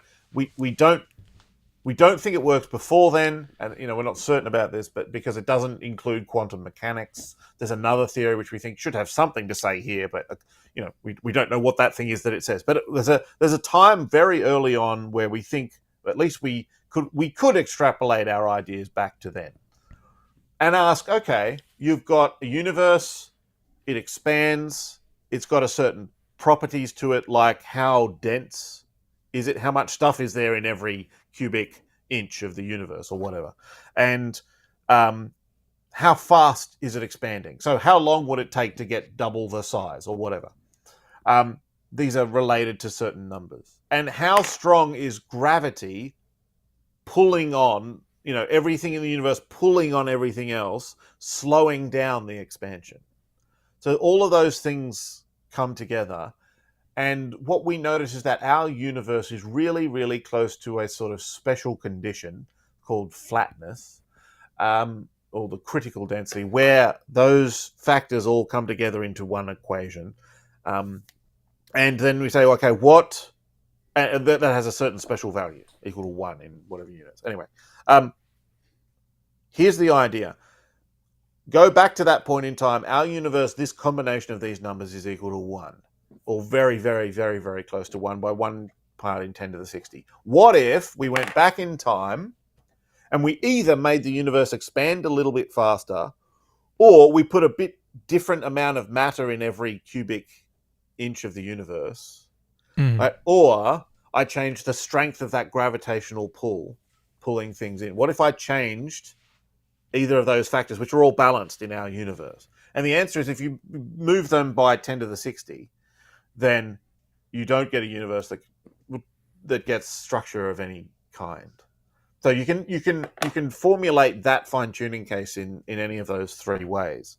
So the video did it in one way, Carol did it in another. It's the same case. What Carol is saying is actually there's some sort of reason why you would expect theoretically why those three numbers would be related in that particular way. And the reason is that it's a special condition within the equations themselves. It is a special number that you might hope that some calculation or some process could aim towards. Anyway, point being, this is a case where I suspect fine-tuning mostly for, but there are these other factors. Well, is it like an underlying law that unites all three factors, or is it not that? Am I misunderstanding? So what it is behind the scenes, there's if the universe was only made of ordinary matter, so no cosmological constant or anything like that, matter and radiation, the stuff we're all familiar with, the stuff this pen's made out of, the light, all of that. You can ask yourself, okay, what's the combination of those three numbers, which you would need to have, that separates, as a line that separates the universes that keep expanding forever versus the ones that eventually recollapse? And it's also the line, but only for this special case, between whether the universe has a flat geometry, or I've got to remember which way I do it, an open geometry or a closed geometry. So that it's related to the geometry of space as well. The point is, if you weren't thinking about life at all and you think, okay, are there any special values of these three parameters together? And you started asking questions about geometry and questions about the way expansion goes, you would arrive at the same condition that actually allows structure to form later in the universe. So if you aim for flatness, you get life thrown in for free, but now you have to find a way of aiming for flatness. Carroll thinks he's got an argument that will do it just via the probabilities. Inflation thinks it's got a process that will do that. My point is this: for all the other fine-tuning cases, there's nothing like this at all. There's no other thing that the universe does, as well as making life, that makes these numbers special. Whereas for one particular case, there is. Now, also explain, because you mentioned that the gravitational constant is related to the cosmological constant, the expansion rate. Is that, am I misunderstanding here? Because you gave the example earlier of the cosmological constant. So yeah, the cosmological constant is not one of those three. It's the expansion rate. The cosmological constant is related to the expansion acceleration. It's a different number. Okay. So that's unrelated, but okay. We are way deep in the technical details here. Yeah. David, are you still with us? A little bit. No, I'm paying attention as far as comprehending all that. I got the gist, but it's kind of all right. I'll take your word for it. Let me try and summarize without doing any of the detail. Okay. Fine-tuning one more time, Luke. But that's it. I'm gonna cut you off. Right. Okay. Please do. The case that is explained in that reasonable faith video about G is the same as the case that Sean Carroll is responding to. Oh, something else just happened. Weird. I don't know what. Sorry. Right. They are the same. Amongst all the fine-tuning cases, one of them, that case, has this one weird property, unique property, that there is a way of getting a life-permitting universe by aiming for something else. The weirdness about fine-tuning is it seems like the way the universe was set up in the beginning knew about the way life would have to turn out billions of years later. But for this one case, there is a way you could set things up in the beginning which has certain unique properties in terms of expansion and flatness and whatever, which gets you the life billions of years later sort of for free. It's the only case that does that. But for that reason, if I'd been consulted on that particular case beforehand, I would have said there's better fine-tuning cases than that one. This is not a general property of fine-tuning examples, that there's other ways the probabilities could have turned out. Okay. All right. Yeah, I think that's a good summary. All right, let's move on to discussing the cosmological It's constant. another one. Consider the expansion rate of the universe. This is driven by the cosmological constant. A change in its value by a mere 1 part in 10 to the 120th parts would cause the universe to expand too rapidly or too slowly. In either case, the universe would again be life prohibiting.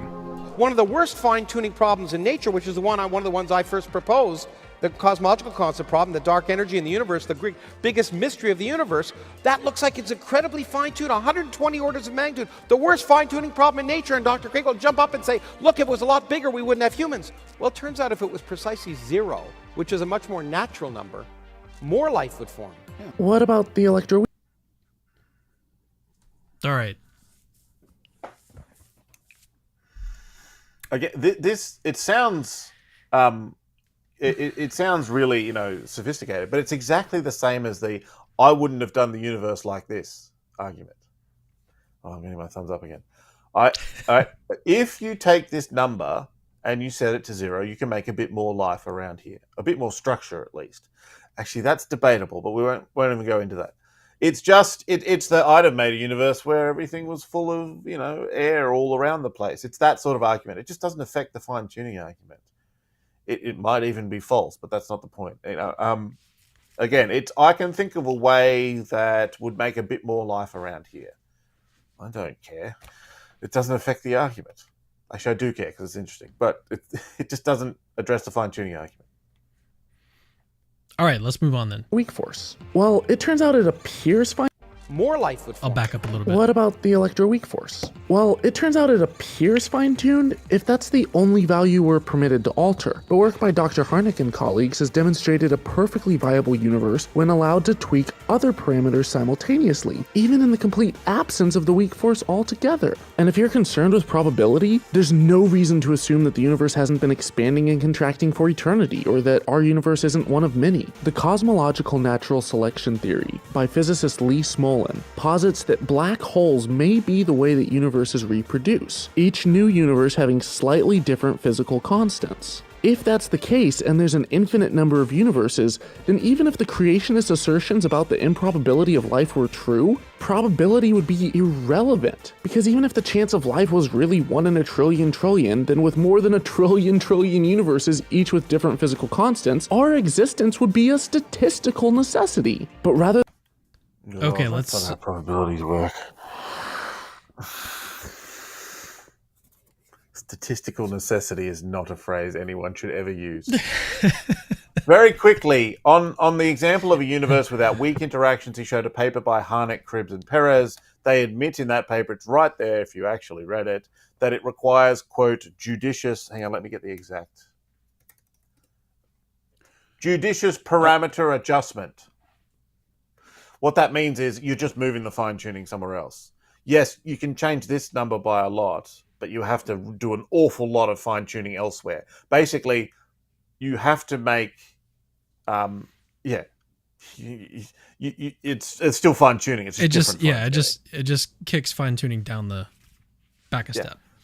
And by the way, that's important because elsewhere, when Richard Dawkins is asked about fine tuning, he'll point out, there's something there and so on, but he'll say that they claim that if you change this just a little bit, then we wouldn't have life. But Dawkins points out that maybe if you turned this knob and then you adjusted this over here and you adjusted that over there and you adjusted this over here, then you could still get it to work. So you're pointing out that you still need the fine tuning. That's a point about the shape of the fine tuning, the life permitting region. The argument is about the size of the life permitting region, right? I could take a dartboard over on that wall over there, and I could change the shape of the bullseye so that actually you could hit the bullseye over there, or you could hit the bullseye over there if you throw it. If I haven't changed the size of the bullseye, it doesn't really make much of a difference now, does it? You've still got to throw very accurately to hit it. What about the probability argument here? Let me back up a little bit. I think that was that. And there's the issue of Lee Smolin. I remember reading about that a long time ago, where so black holes are somehow creating these are like making other universes, and therefore, when a universe is made that has properties that are more conducive to the formation of black holes, that's going to lead to even more universes. And so it's a kind of natural selection sort of thing where universes are being created that give rise to more and more black holes over something like that. Yeah, it's the multiverse. It's a particular variety of the multiverse, but one where there's sort of the thing that generates new universes is black holes. And so if your universe makes more black holes, it makes more sort of child universes. So there's sort of a natural survival of the fittest. Yeah, the survival of the black hole creators. Not quite, because there's no such thing as death. But actually, you don't actually need that in evolution either. Someone explained to me the other day. You just need differential reproduction. Anyway, some people have to have more babies quicker than other people, and that sort of works, or things. The problem is, for Smolin's specific idea, there are some reasons to think that it's in fact false. There are ways of making, if that idea were true, we would expect to be in a universe which made black holes the most efficient way that black holes could be made, and our universe doesn't do that. Our universe does it by at the end of the life cycles of certain stars, big stars, but you can make primordial black holes as well. As far as we know, our universe doesn't have them, but you just have the universe make them by being really lumpy just after the Big Bang. And then you make loads more black holes than this. Right? So it seems that there's reasons to think that idea might be false, but it's an interesting idea. More generally, he's gesturing towards the multiverse here. In which case, well, a couple of things. Well, some evidence would be nice. Right. Also, where did you get the number 1 to 10 to the 24 from? Yeah. Sure. Just make up a big number, but whatever you feel like. I think the problem with the multiverse is that it could itself be fine-tuned, and we don't know because we don't have a standard picture of it. So the reason, I sort of lay this out in the article, the reason to focus on the constants as we know them is that this is where we can actually answer this question of what would naturalism predict in general, not where we sort of stack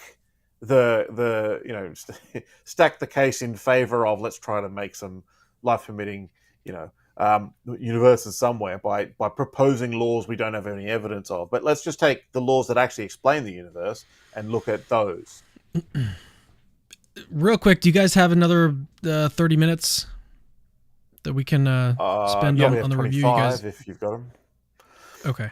Yeah, he says he's got 25. Something at 1:30, but carry on. Just as far as a little side point here, but as far as what he just said about statistical necessity, was he saying like if you had a 1 in a million chance of this, but you had a million tries, then it's necessity? Because that's like saying.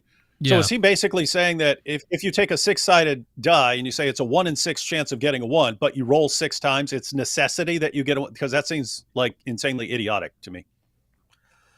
Was that what he was saying, or did I completely misunderstand? It depends what he means by statistical necessity, but it's at least very sloppy. Let's just move on. I think that is kind of close, though, to what he was saying. Let me play it one more time. Physical constants. If that's the case, and there's an infinite number of universes, then even if the creationist assertions about the improbability of life were true, probability would be irrelevant. Because even if the chance of life was really 1 in a trillion, then with more than a trillion universes, each with different physical constants, our existence would be a statistical necessity. But yeah, it kind of is what he's saying.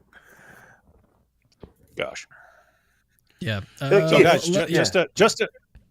guys, just to clarify, if we not for you guys, for anyone who's watching, it's like saying, okay, if I have a 1 in 17 million chance of winning the lottery, therefore if I play the lottery 17 million times, it's a necessity that I'm going to win. No, you could actually lose every time.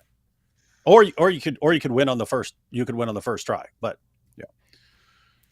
Yeah. Well, he said. I mean, the only way to be charitable, he said, if you have more than a trillion tries. So I think he is trying to point to like an infinite. There's some way of making the point he's making. But not this. Yeah. Okay. Just agree on that. the deeper problem is if you infinity. So you say, oh, if you got infinity, anything can happen. Yeah. Then the problem with that is that there are cases we have to worry about where the best evidence we have, unfortunately, leads us towards the wrong conclusion. And there are people who are just unlucky in the evidence that they get. So if you try to, there's a great case where an illusionist in the UK called Darren Brown, basically you see someone there who's been sent correct predictions for a certain race, a horse race, for the last sort of 8 weeks in a row or something, and so comes to believe that whoever's sending these predictions actually knows what the system is. And then the trick is revealed. They just sent it to a huge number of people, and someone out there, just by chance, got the correct predictions each time. And so that person is sort of unlucky in that their evidence, they just picked them at random, but they're unlucky that their evidence is very good evidence for a conclusion that just happens to be wrong. This is just probabilities. If you've got an infinite universe, you have no way of having any sort of control over that. What you're hoping is, if you take all of the evidence into account, that the number of people who got wrong prediction from this random horse race winner prediction is most of them. So most people realize, this person doesn't actually know how to predict horse races. Most people who flip coins get some sort of random, collection of heads and tails. And so you just hope that if you do things right, you get the right answer most of the time. If there's an infinite number of cases, there's no such thing as most of the time. Because who are the unlucky people? How many are unlucky in that their evidence just points the wrong direction? Infinite. How many people are there in total? Infinite. What's infinity divided by infinity? Not a number. You haven't done it. You can't do that. Mathematically, there is no answer. So you ruin any hope you've got of reasoning with probabilities in a way where most people will get the right answer most of the time. If you've got an infinite universe, that sort of reasoning in general can't possibly work. So that better not be the case. There's some really, even the scientists who are thinking about the multiverse realize that this is a massive problem. It's called the measure problem. And you can't just sweep it under the rug by saying, oh, look, if you had a really large number, everything would be fine. Trillion. Infinity's created an awful lot of weird problems. All right, let's keep going. Actually, let's do this. We had a super chat sent in a little while ago. It should be pretty quick, so let's get to that real quick. A Christian says, "If God created us, who created the eternal God?" JK. Probably took that. Just kidding. Yeah, probably took that from Richard Dawkins. Looks like my wife is going to sleep and turned off the lights. It's happened again. Lights back on. Yeah, we've got everything automated in here. Oh, she turned off my my color lights in the back too. Okay. You're fine. All right. Yeah, you can still see me. All right, let's continue the video. Let's get it back up on the screen for you guys. Here we go.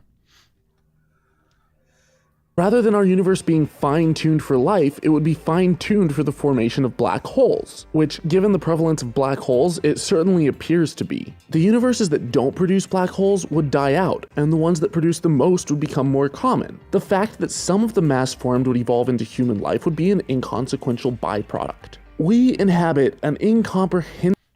Okay, let's pause there and talk about black holes a little bit more. Stars vastly outnumber black holes in this universe, so...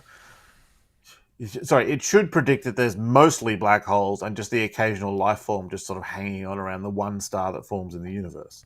That's not this universe. So, these are just the sort of problems that people have raised against Smolin's idea. It's worth thinking about, but I just don't think it works.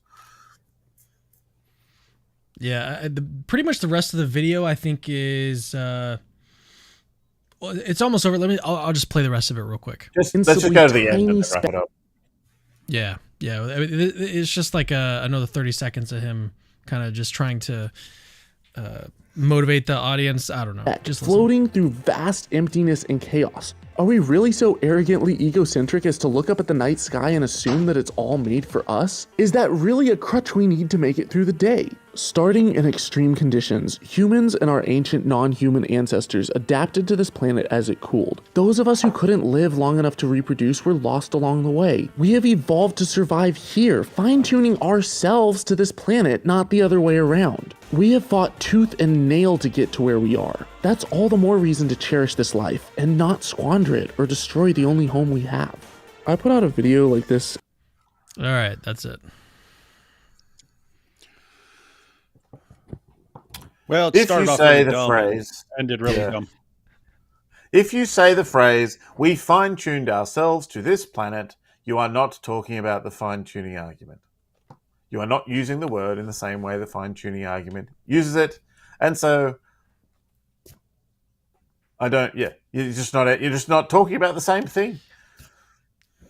Yeah. I mean, I think so that entire video is one massive straw man with a couple of little glimpses of connections to the actual argument, and that's pretty much it. Yeah, I mean, what he attempted to do was basically explain away some of the fine tuning, but that doesn't do. I mean, first of all, you've got to, like what Luke points out, is that some of those responses are not going to apply to all of the different cases of fine tuning, and so. Luke and I actually did a video a while back, I think it was a few years ago, on the different cases for fine tuning. And Luke, I think you said that there's 8 to 10 like genuine cases of fine tuning. And what you've got to do is when you're setting up the argument, you've got to explain all of them in order to get out of the argument. If you want to say that fine tuning isn't something that we need to be concerned about or doesn't point toward the direction of theism. Well, let me back up a step. We're thinking about the phenomenon in question as a life permitting universe, and then fine tuning is part of the evidence that helps us think that naturalism doesn't really predict that. But in your estimation, Luke, I don't think we're going to really get to the point where fine tuning is just not going to be a thing we need to be concerned about anytime soon. Well, it would take a new... either a whole bunch of physicists have done a whole lot of calculations wrong. I don't know. Maybe I've stuffed some things up myself, so, who knows. The thing about the argument, as I presented, is it is dependent on the best physics that we know now here today. So maybe physics that comes along tomorrow changes our view of these constants, and so be it, right? I mean, I think that's a feature of the argument, not anything wrong with it. I mean, we keep getting told by atheists that the world we see around us has all the properties we would expect if it's at the bottom. I think I've moved into an actual quote from Dawkins. The universe we observe has the exact properties we would expect if there was at bottom, no design, no purpose, no whatever. I think that's the end of one of his books. So, and what fine tuning says is, all right, bring it on. Let's go actually look at the deepest physics we have and see whether you're right about that. And it turns out you're wrong about that. And maybe deeper physics comes along tomorrow and Dawkins turns out to be right about that. But we're being told not that when the final end of physics comes along, we will realize, but that what we know now tells us that there's no design, no purpose, nothing but blind, pitiless indifference is the end of that quote. And it's just, at the moment, false. And if it's different tomorrow, then we'll look at it tomorrow. If some new theory of electrons comes along tomorrow, then great, I'll have a look at it. Everyone will have a look at it. We'll see what happens if you change some of the dials, if there are any dials. But for the moment, this is the situation we're in. Down to the bottom of physics, it looks well put together in the sense that, a life-permitting universe is vastly, exceedingly, a lotly, not what you would expect on naturalism. Yeah, so Dawkins, I mean, we're talking about him a lot. I mean, this is David Wood's favorite person ever. But he's talked about how, what Darwin did for biology, he's waiting for that to happen in physics, like someone to come along and just kind of explain all this fine-tuning stuff away and do away with all these design arguments and all that. I mean, how likely do you think that is, Luke? Do you think that that's ever going to happen? Is he just kind of putting faith in that, or what's going on there? Yeah, so I think that there's reasons to think that Well, I mean, I could just start a turf war and say, hey, physics is the deeper thing here. It's like he's saying to physicists, hey, you guys could be more like biology. Like, well, I don't want to be more like biology. What do you think? And more specifically than that, actually, this is a really important point. It's right there in the first chapter of The Blind Watchmaker, Dawkins' book. It's right behind me. He says, biology is the study of things that have the appearance of design. Physics is the study of simple things that don't tempt us to invoke design. Biology looks designed, but thank goodness Darwin.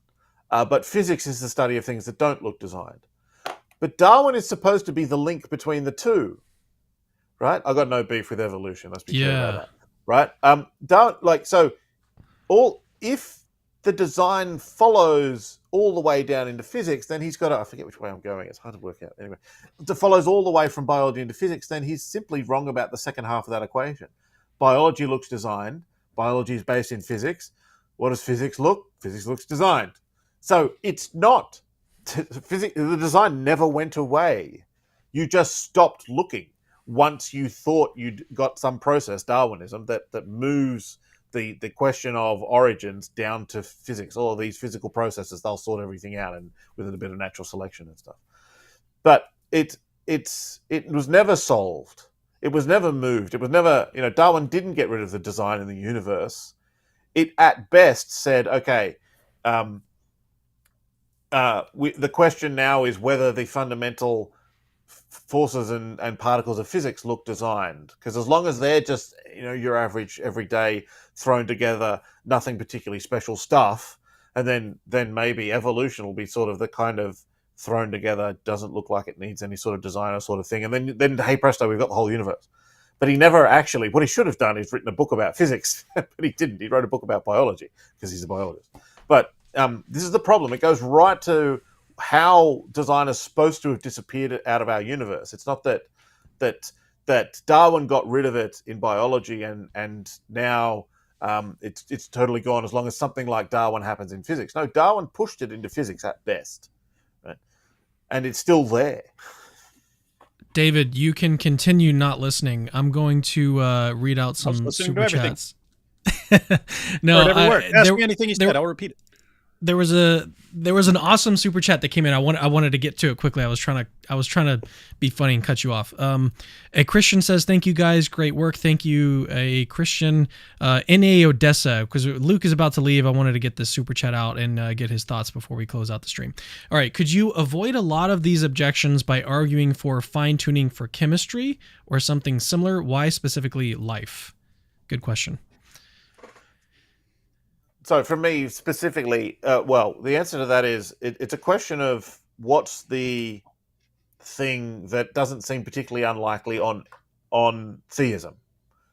So that's why a life permitting universe, very unlikely on naturalism for all the reasons that the necessary conditions seem very unlikely, but life doesn't seem particularly unlikely on theism. If you did it from chemistry, I think it would still work, and it would be the same sort of case. But then you have to ask the question: why would chemistry be likely on theism? And there's an argument to be made there, and maybe that is a better way of doing it. But you've got a bit more of an argument. I think it's more obvious that life is not ridiculously unlikely on theism. But I guess that's a tactical issue. Yeah, I mean, arguing for the fine tuning of chemistry, it would kind of only make sense if you're talking about like the chemistry necessary for life or for something else. So it's the idea of something being goal directed. There's a point to doing it this way, which is something that a designer would have in mind. But just purely natural processes they're not thinking of some goal that they're aiming towards. And so when you're talking about like fine tuning for life, well, you understand why a creator would aim towards life. If the natural world can't aim towards it because there's no intelligence to aim for it, then you've got a problem there. So anyway, it's like you could think of it like if someone suppose you got some psychopath or something like that, and he says, "Hey, I'm going to give you 2 dice, and if you roll double sixes, I'm going to let you live. And if you roll anything else, I'm going to kill you." and you roll the dice and you say, hey, wow, double sixes. And he says, okay, you survived. Now roll them again. And they're like, uh-oh. He says, hey, once again, roll double sixes or I'm going to kill you. If you roll anything else, I'm going to kill you. Roll them again. And then you get double sixes again and you survived. If you kept doing that like thousands of times, you just keep rolling double sixes. I assume there would come a point, and I would assume it would come, you don't need thousands of times. You need like 2 or 3 times before you start going, oh, come on, these dice are loaded here. Why? Because it just there's like one way I'm going to survive here, and it just keeps happening to be the way that that things happen. And if this were anything else, if it were just random, I would not expect to be here. I'd be dead, because all the other probabilities are on the side of me dying real quick. Like, so that's kind of like that's why you would think the dice are loaded. If you're just putting out random numbers or something like that, you wouldn't think, oh, they're loaded. If the numbers keep popping up that are required for you to live, you say, okay, it looks like there's something that's actually aiming towards that. And so, yeah, that's kind of how it is as far as fine tuning is concerned. There's a goal that a creator would have in mind that blind, pitiless indifference wouldn't have in mind. All right, so next question is going to, well, both of you guys can respond to this one. William says, this argument does nothing for someone who thinks a perfect God wouldn't create anything. It does nothing for something who is absolutely 100% certain that a perfect God wouldn't create anything.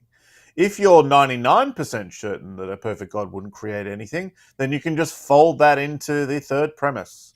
I'm not saying it's likely that God would create a life-permitting universe. It just has to be not ridiculously unlikely. Right? So it thinks, right? You got to think about what thinks means. Yeah. No other thoughts, David? No, yeah, that's it. If you're thinking probabilistically at all, then this argument can definitely affect your confidence in a hypothesis. If you just said I assign a probability of 1 to my hypothesis that a perfect God would not create, then that's why you're not supposed to that's why you're not supposed to assign probabilities of 1 to things like that. So my guests are trying to leave, then you're not allowing evidence to affect your beliefs at all. I guess they're trying to leave, and now people are throwing all these super chats in the live chat. This is the last one we got to take, and then we'll close out the stream. Does he give any reason for a multiverse other than needing it to avoid God? I have seen a lot of academics talk about the multiverse, but I've never seen any evidence given for it. One thing that Josh Rasmussen likes to point out is that the fine-tuning could be evidence itself for the multiverse. Luke, do you agree with that or no? Yeah, that's the case that a lot of people put forward. In a sense, maybe. So my two main problems with the multiverse are that, not that there's no evidence for it, but there should be this calculation you're supposed to do. If you're a theoretical physicist out there and I've got this idea of a multiverse, right, and I'm a physicist, you should be able to provide a form of it where predictions can be drawn out of your theory, and the thing that you would be predicting is precisely the values of what we think of as fundamental constants. They wouldn't actually be fundamental in your theory, but what the standard model thinks of them. And so, tell me what the cosmological constant it would be expected to be if your multiverse is it really out there, and all these other numbers. So, the fact that those arguments are pretty lame at the moment, and sometimes work a bit and sometimes don't, that's telling me that these theories don't really have their act together. They don't have the sort of internal strength to actually produce any predictions. Beyond that, the question we really want to know is, are they fine-tuned themselves, in the sense that what sort of multiverse would I expect on naturalism? And no one's got a clue about that, because we don't have a standard model of the multiverse. So there's just no way to attack that with the sort of methodology that we've proposed here. So I don't mind if people say I'm thinking about a multiverse as an alternative to God being the explanation of fine-tuning. I don't care where you get your ideas from, as long as we can test them and think about the evidence for them. And that's precisely the problem I have. I don't think there is a way of properly thinking through the consequences of a multiverse for fine-tuning. Okay. David, any quick thoughts before we close out? Nope. Okay, cool. All right. Well, I appreciate both of you guys coming back on. We did have to kind of rehash some of the stuff that we did in the first stream, but I thought it was a success. So the only lights that turned off were mine this time. Is your dog still there? What is her name? No, the dog has been kicked out, I'm afraid, by someone else. Leia. I wanted to see her again. Leia. I wanted to see her again. Luke and Leia. So Luke and Leia. There you go. There you go. it's great. Anytime All right. the dog barks, I can give one of Han Solo's lines. Of what's that, princess? Anyway, carry on. Thanks, everyone. Nice. All right. Yeah, Luke and David, thank you guys for joining me. See you guys later in the next Capturing Christianity video. We've got one coming out this Thursday. So see you guys soon. Hey, it's me again. Actually, don't leave yet. I've got something super, super important to tell you. So first of all, you're awesome. Like you just watched a really, really long video just now, and you're still watching it. That is actually pretty amazing. Secondly, we have hundreds, literally hundreds of other apologetics related videos for you to watch on our channel. Go check them out. I've interviewed exorcists, hosted debates between Christians and atheists. I've even made response videos to atheists. All of that is available on our channel. Go check it out. Third, I rely on people that see value in my work, people like you that watch videos to the very end, to keep the lights on around here. Literally, this is how I feed my family. So if you see value in the work that I do, please consider supporting this ministry and becoming a patron. Links to that are in the description. Oh, and have I mentioned that Christianity is true?